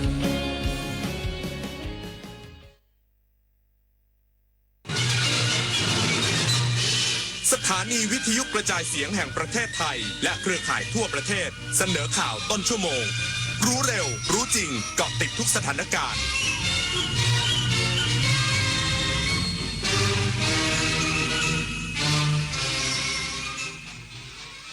รับฟังข่าวต้นชั่วโมง 23 นาฬิกากับยุทธพรบานเย็นครับกระทรวงดิจิทัลเพื่อเศรษฐกิจและสังคมปิดกั้นเว็บไซต์พนันออนไลน์แล้วกว่า 30,000 URL อีกสักครู่กลับมาติดตามรายละเอียดครับแสนอาลัยสมเด็จพระพันปีหลวงไทยทั้งปวงหมองหม่นก่นร่ำให้พระผู้เสด็จสู่ฟ้าสวรรคาลัยแนบดวงใจตามพระบาททุกชาติภพปวงประชาน้อมสำนึกในพระมหากรุณาธิคุณเป็นล้นพ้นอันหาที่สุดมิได้ข้าพระพุทธเจ้าคณะผู้บริหารข้าราชการและเจ้าหน้าที่สถานีวิทยุกระจายเสียงแห่งประเทศไทยกรมประชาสัมพันธ์อาชญากรรมออนไลน์ความท้าทายและโจทย์ใหญ่ของประชาคมอาเซียนที่ต้องผนึกกำลังกันรับมือภัยไซเบอร์ในภูมิภาคผ่านกรอบความร่วมมือสู่โรดแมพ 4P Preventing ป้องกันการแทรกซึมขององค์กรอาชญากรรม Pursuing นำคนผิดเข้าสู่กระบวนการยุติธรรม Protecting ปกป้องเหยื่อและกลุ่มเปราะบาง Promoting เสริมพลังความร่วมมือทุกระดับร่วมสร้างภูมิภาคที่ปลอดภัยไร้พรมแดนและเข้มแข็งไปด้วยกันธนาคารขอแจ้งว่าบัตรเครดิตในชื่อของท่านมียอดค้างจ่ายจำนวนมากหากไม่จ่ายจะถูกดำเนินคดีนะคะชื่อของคุณเกี่ยวข้องกับบัญชีม้าตำรวจต้องตรวจสอบเส้นทางการเงินครับคุณได้รับเงินภาษีคืนนะคะช่วยกดลิงก์ยืนยันด้วยค่ะอย่าเสียเวลาคุยอย่ากดลิงก์หรือกดติดตั้งแอปพลิเคชันที่มีการอ้างเพราะสถาบันการเงินและหน่วยงานภาครัฐไม่มีนโยบายติดต่อประชาชนทางโทรศัพท์หรือการส่งข้อความถ้าเจอแบบนี้มิจฉาชีพแน่นอนครับเยาวชนคือพลังสำคัญในการขับเคลื่อนอาเซียนไปข้างหน้าประเทศไทยพร้อมสนับสนุนเครือข่ายเยาวชนอาเซียนให้แข็งแรงเป็นมิตรและรวมพลังด้วยการสนับสนุนเครื่องมือดิจิทัลและพื้นที่ให้เยาวชนได้แสดงออกลงทุนในโครงการพัฒนาเยาวชนสนับสนุนความร่วมมือข้ามพรมแดนและส่งเสริมการเข้าถึงการศึกษาทักษะสำหรับอนาคตอย่างเท่าเทียมเยาวชนอาเซียนคือพลังสร้างอนาคตกระทรวงดิจิทัลเพื่อเศรษฐกิจและสังคมปิดกั้นเว็บไซต์พนันออนไลน์ตั้งแต่วันที่ 1 ตุลาคมที่ผ่านมาแล้วกว่า 30,000 URL นางสาวสุชาดาซางแทนทรัพย์เลขานุการรัฐมนตรีว่าการกระทรวงดิจิทัลเพื่อเศรษฐกิจและสังคมหรือดีและโฆษกกระทรวงดีแถลงความคืบหน้าการดำเนินงานของกระทรวงดีว่ากระทรวงได้ดำเนินการขอคำสั่งศาลเพื่อปิดกั้นเว็บไซต์พนันออนไลน์ตั้งแต่วันที่1ถึง31ตุลาคม2568มีการดำเนินการปิดกั้นโซเชียลมีเดียเพจและเว็บไซต์ URL ที่เกี่ยวข้องกับพนันออนไลน์จำนวนรวม 22,416 URL ล่าสุดตั้งแต่วันที่ 3-5 พฤศจิกายนระยะเวลา3วันปิดกั้น URL ได้เพิ่มขึ้นอีกรวมดำเนินการปิดกั้นไปแล้ว 38,394 URL ซึ่งกระทรวงดีจะเร่งรัดดำเนินการปิดกั้นอย่างต่อเนื่องด้านการดำเนินการปิดกั้นสัญญาณโทรศัพท์มือถืออินเทอร์เน็ตในแนวชายแดนประเทศเพื่อนบ้านนั้นกระทรวงดีได้บูรณาการทำงานร่วมกับกสทช.โอเปอเรเตอร์และตำรวจดำเนินการจัดการอย่างต่อเนื่องโดยในส่วนของเสาสัญญาณที่ผิดกฎหมายในพื้นที่อุทยานแห่งชาติตามแนวชายแดนจะเร่งรัดดำเนินการร่วมกับกสทช.ประสานงานกับหน่วยงานที่เกี่ยวข้องอาทิกรมป่าไม้กระทรวงทรัพยากรธรรมชาติและสิ่งแวดล้อมบูรณาการข้อมูลเพื่อตรวจสอบต่อไปนันทภาแสนตุ้มรายงาน รัฐมนตรีว่าการกระทรวงพาณิชย์ย้ำต้องรับซื้อข้าวโพดเลี้ยงสัตว์ภายในประเทศก่อนเพื่อป้องกันกระทบเกษตรกรไทยหลังคณะรัฐมนตรีเห็นชอบนำเข้าข้าวโพดเลี้ยงสัตว์จากสหรัฐอเมริกา1 ล้านตันนางสุภจีสุธรรมพันธ์รัฐมนตรีว่าการกระทรวงพาณิชย์กล่าวถึงมติคณะรัฐมนตรีหรือครม.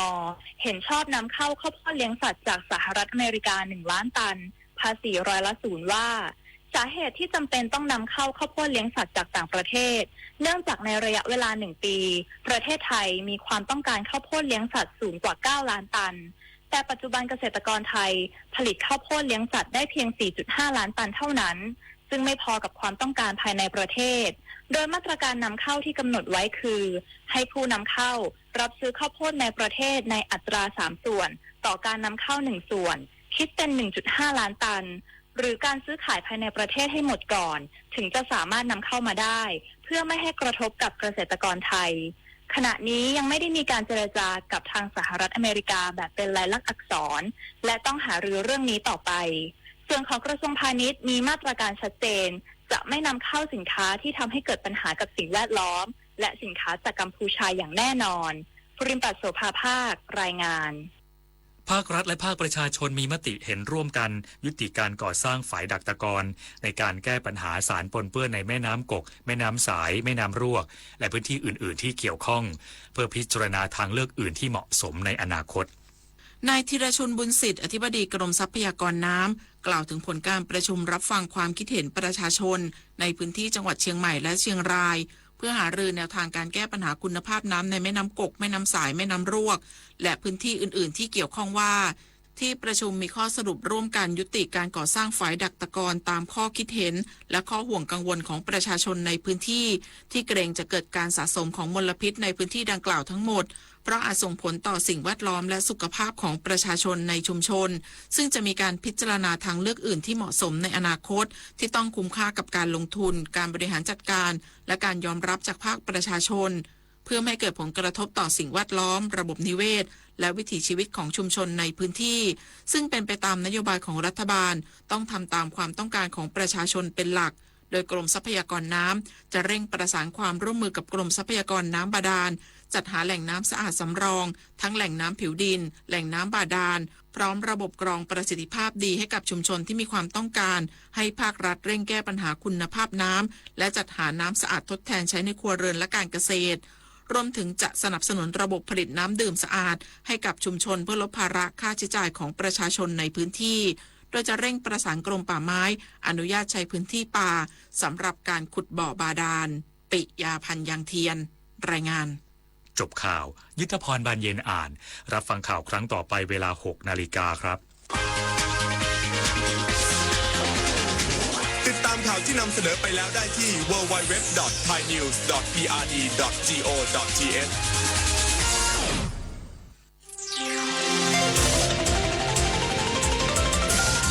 วิทยุแห่งประเทศไทยให้ความรู้คู่ความสุขต่อไปนี้ขอเชิญท่านฟังรายการเพื่อนฝันดำเนินรายการโดยจารุลินมุสิกพงศ์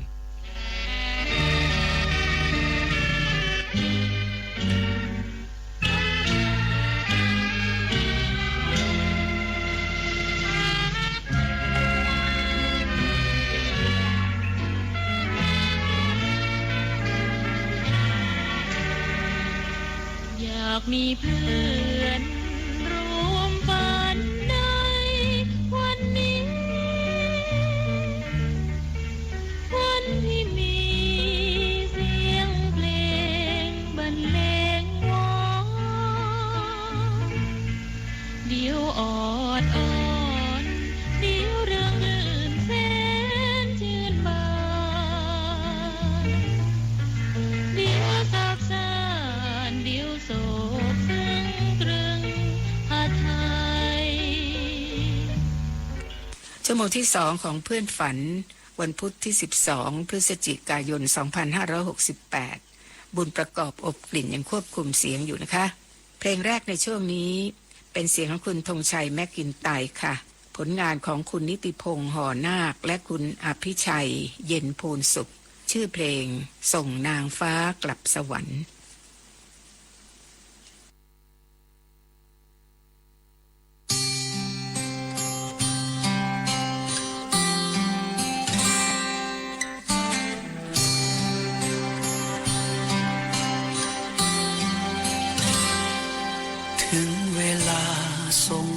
ฟ้ากลับสวรรค์ที่แห่งนั้นงามดังฝันคู่ควรเทพธิดาสู่สวรรค์สู่ยังวิมานที่ปลายขอบฟ้าก้มกราบอำลาด้วยน้ำตาอาลัยท่านลงมาจากบนฟ้าจากสวรรค์เติมความฝันต่อชีวิตผู้คนทั้งไกลไกลสุดเหนื่อยล้าอุทิศชีวาเพื่อคนที่ยากไร้เป็นภาพในใจไม่ลืมทุกอย่างที่ท่านทำจากวันนี้กลับสู่ฟ้าเดิมๆและคงไม่มีภาพเดิมที่เคยได้เห็นได้จำไม่มีอีกแล้วนางฟ้าเดิมท่องดินและถิ่นน้ำแต่ภาพทรงจำไม่มีวันเลือนลบหายไป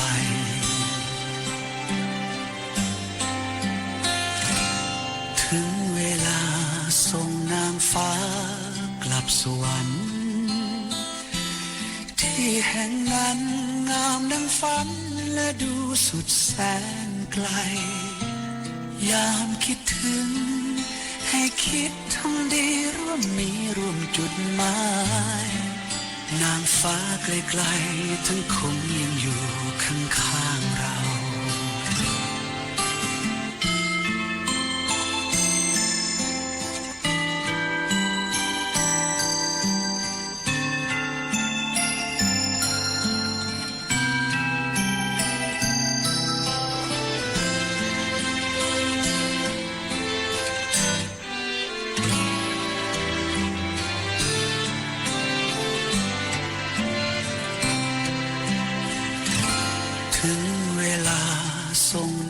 ฟ้ากลับสวรรค์ที่แห่งนั้นงามดังฝันและดูสุดแสนไกลยามคิดถึงให้คิดทำดีร่วมมีร่วมจุดหมายนางฟ้าไกลๆท่านคงยังอยู่ข้างๆเรา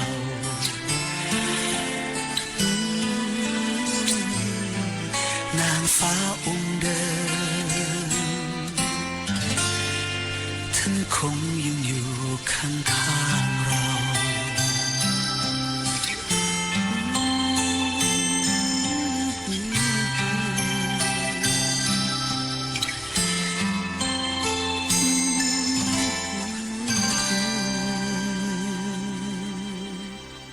ที่จบไปนั้นชื่อเพลงส่งนางฟ้ากลับสวรรค์โดยคุณธงชัยแม็กกินไตเป็นผู้ขับร้องผลงานของคุณนิติพงษ์ห่อนาคและคุณอภิชัยเย็นภูลสุขส่วนผลงานของพลตรีรวิจิตรวาทการคืนนี้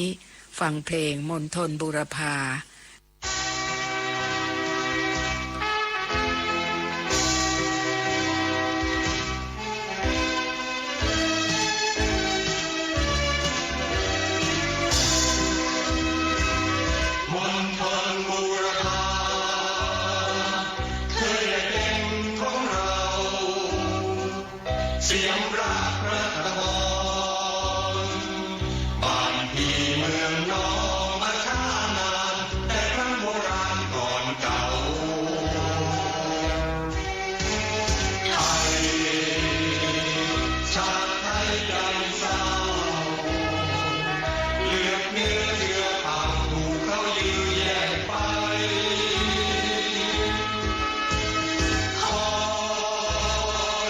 ใครเรา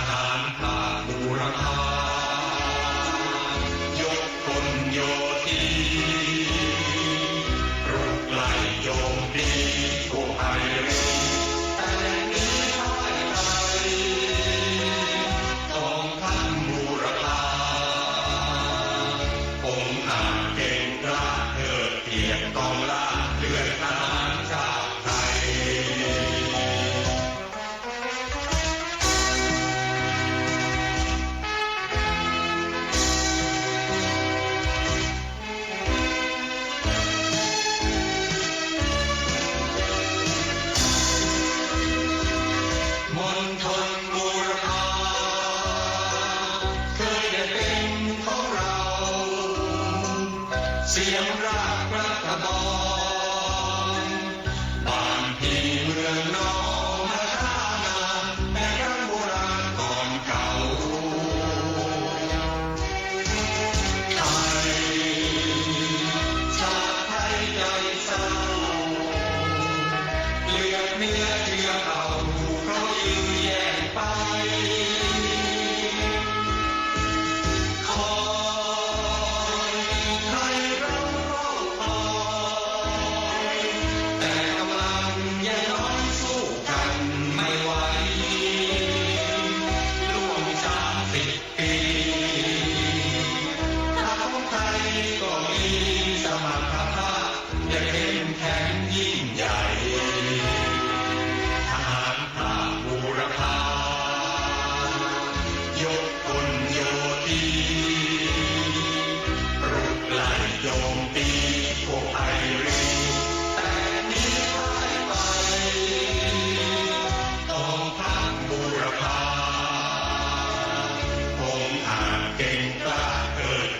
ต้องลาเลือดทหารชาติไทย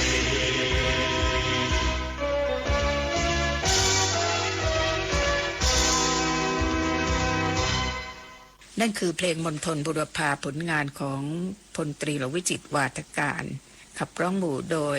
นักศึกษาจากมหาวิทยาลัยมหิดลนะคะเพลงนี้ได้รับอนุเคราะห์จากคุณหมอภูลพิษอมาตยกุลขอบพระคุณไว้ณที่นี้ค่ะฟังเพลงฝากหัวใจจากคุณสุเทพวงศ์กำแหงศิลปินแห่งชาติเป็นผลงานของครูสุรพลโทนวนิกศิลปินแห่งชาติต่อได้ฝากไว้กับลมหนาวโดยคุณนฤทธิ์อารีค่ะ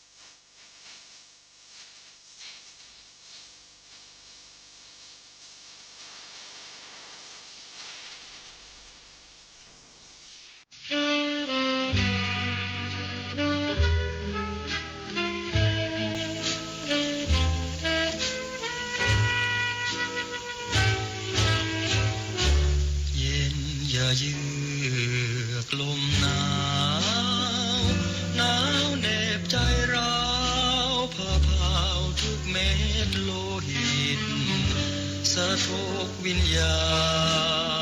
ณสถานเรือนจิตทุกหยาดชีวิตไว้วานอนนึกภาพความหลังเหลือแต่ความหวังทุกอย่างขวางเหมือนอากาศจั่วเพมันกลายเหน็บสายลมสาดหนาวจนจะขาดใจตาย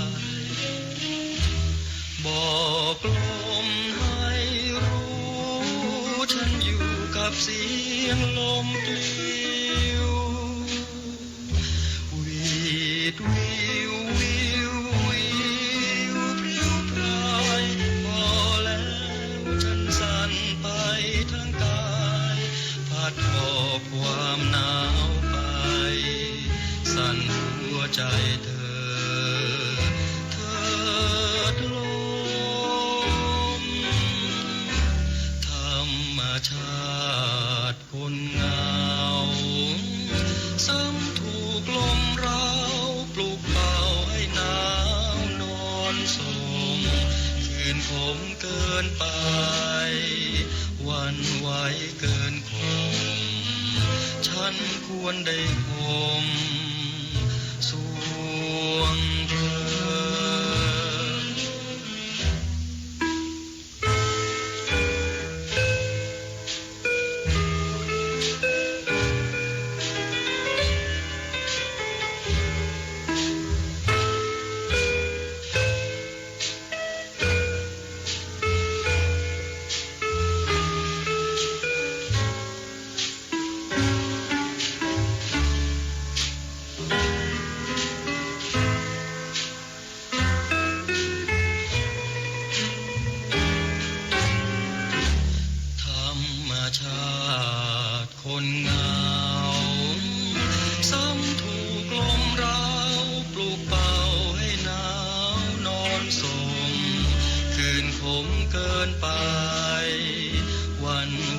เกินคงฉันควรได้โฮมสวงเธอ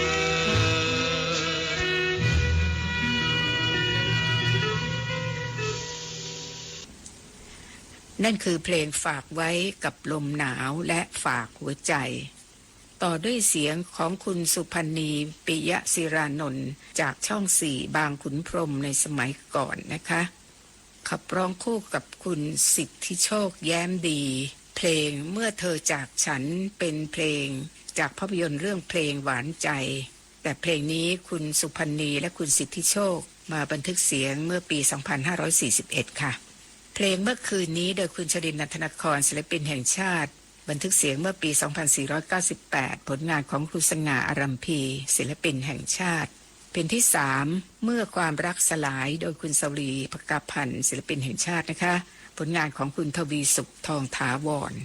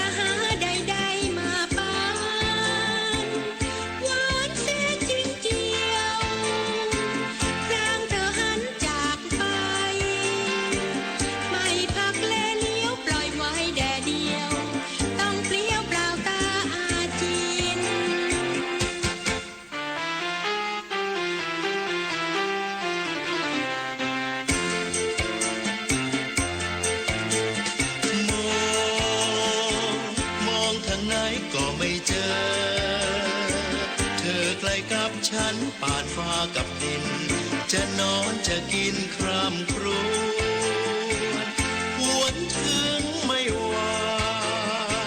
ดวงตาหวานฉ่ำชวนยวนใจไม่หายรุ่มร้อนผ่อนคลายคลับคลายได้เห็นเป็นเธอ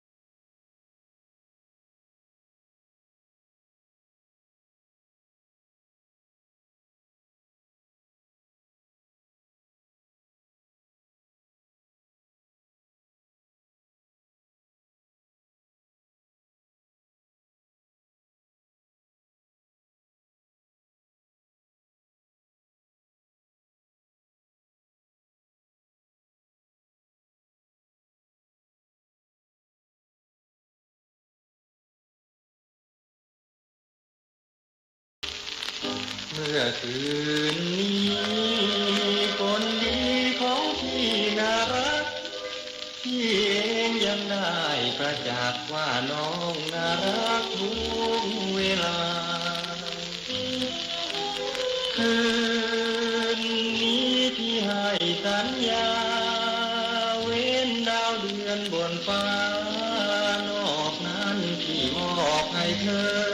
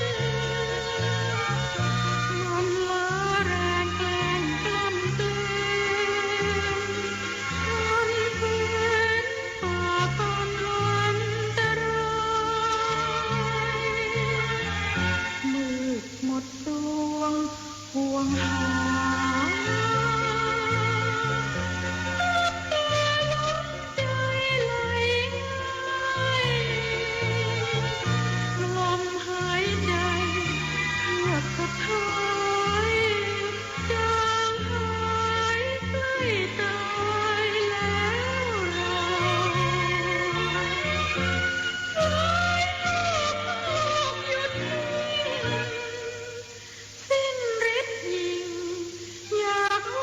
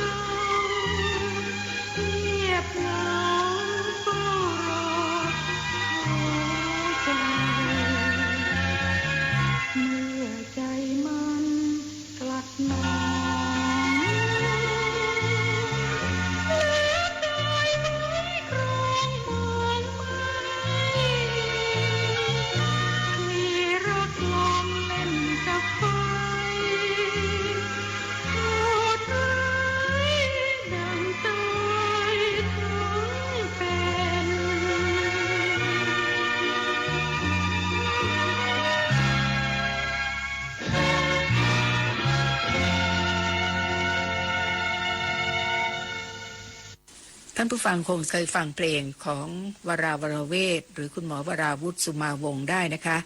เพลงดังๆก็มีมากมายค่ะ อย่างเช่นเทพธิดาดอยซึ่งคุณหมอพันธิวาสินรัชตนันท์บันทึกเสียงไว้เพลงตะแลงแกงแทงใจที่คุณสลาวณีโพธิเทศขับร้องและเพลงบาปบุญซึ่งมีผู้ขับร้องสองท่านคือคุณเกษณีวงศ์ภักดีและคุณอุมาพรบัวพึ่งแต่ว่าคืนนี้3เพลงจะเป็นการขับร้องประสานเสียงค่ะ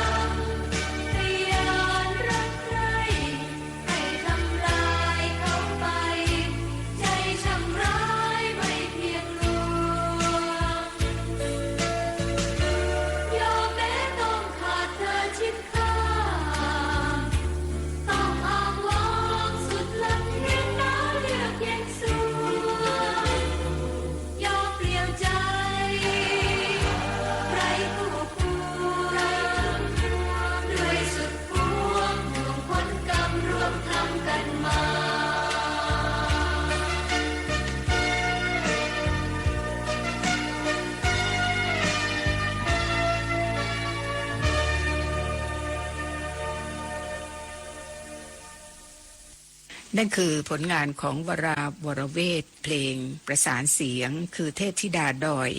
ตะแลงแกงแทงใจและบาปบุญต่อด้วยสุดเหงาต้นฉบับคุณทิพวรรณปิ่นพิบาลเป็นผู้ขับร้องพวงรักโดยคุณสรวณีโพธิเทศและอำลาอาลัยและทั้ง3เพลงคืนนี้จะประสานเสียงทั้งหมดเลยนะคะเป็นผลงานของวราวรเวทค่ะ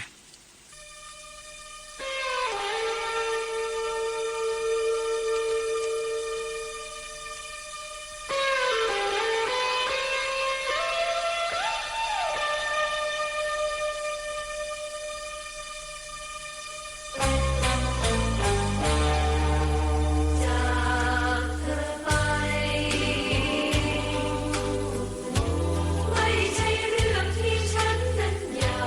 กจะ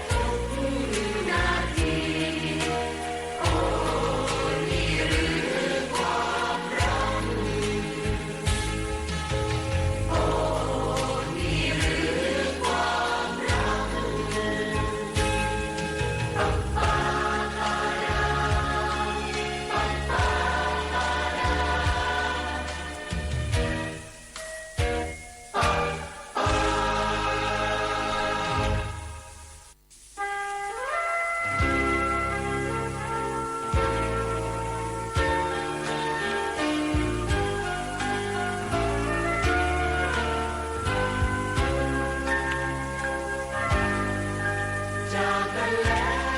วเราจะไม่จากไปลับจากไปแล้วเราจะกลับมาพบกันใหม่ทุกนาทีที่ผ่านมาทุกวันพาจากไว้ถึงเวลาจากใจหาหมอจะอยู่ไหนในดวงจิตคิดถึงข้าเล่นมิตรคิดคำหนึ่งไม่มีใครพอตลอดทั่วทุกแห่งหนจะสวดมนต์อ้อนวอนขอพระคุ้มครองของเราได้ย้อนกลับมาพบกัน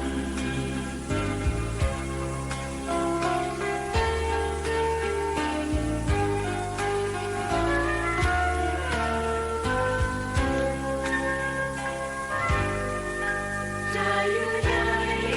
ในดวงจิตคิดถึงด้วยความรักฝังใจหนึ่งไม่มีใครพอตลอดทั่วทุกแห่งหนจะสวดมนต์อ้อนวอนขอพระคุ้มครองของเราได้ย้อนกลับมาพบกัน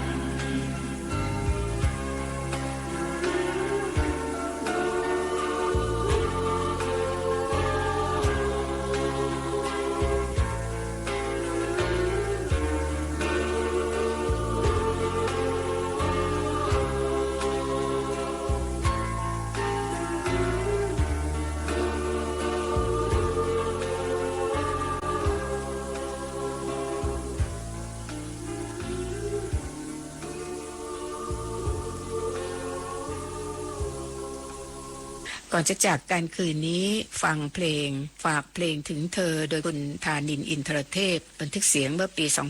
2517 ผลงานของทวีพงษ์มณีนินค่ะ และคุณรุ่งฤดีแพ่งผ่องใสศิลปินแห่งชาติจะต่อด้วยเพลงในมือมารคุณพยงมุกดาศิลปินแห่งชาติและคุณประดิษฐ์โรหิตาจนเป็นผู้ประพันธ์เป็น2เพลงสุดท้ายจากเพื่อนฝันในคืนนี้นะคะ บุญประกอบอบกลิ่นดิฉันจารุลินมุสิกพงศ์พบกับเพื่อนฝันครั้งต่อไปในวันจันทร์สวัสดีค่ะ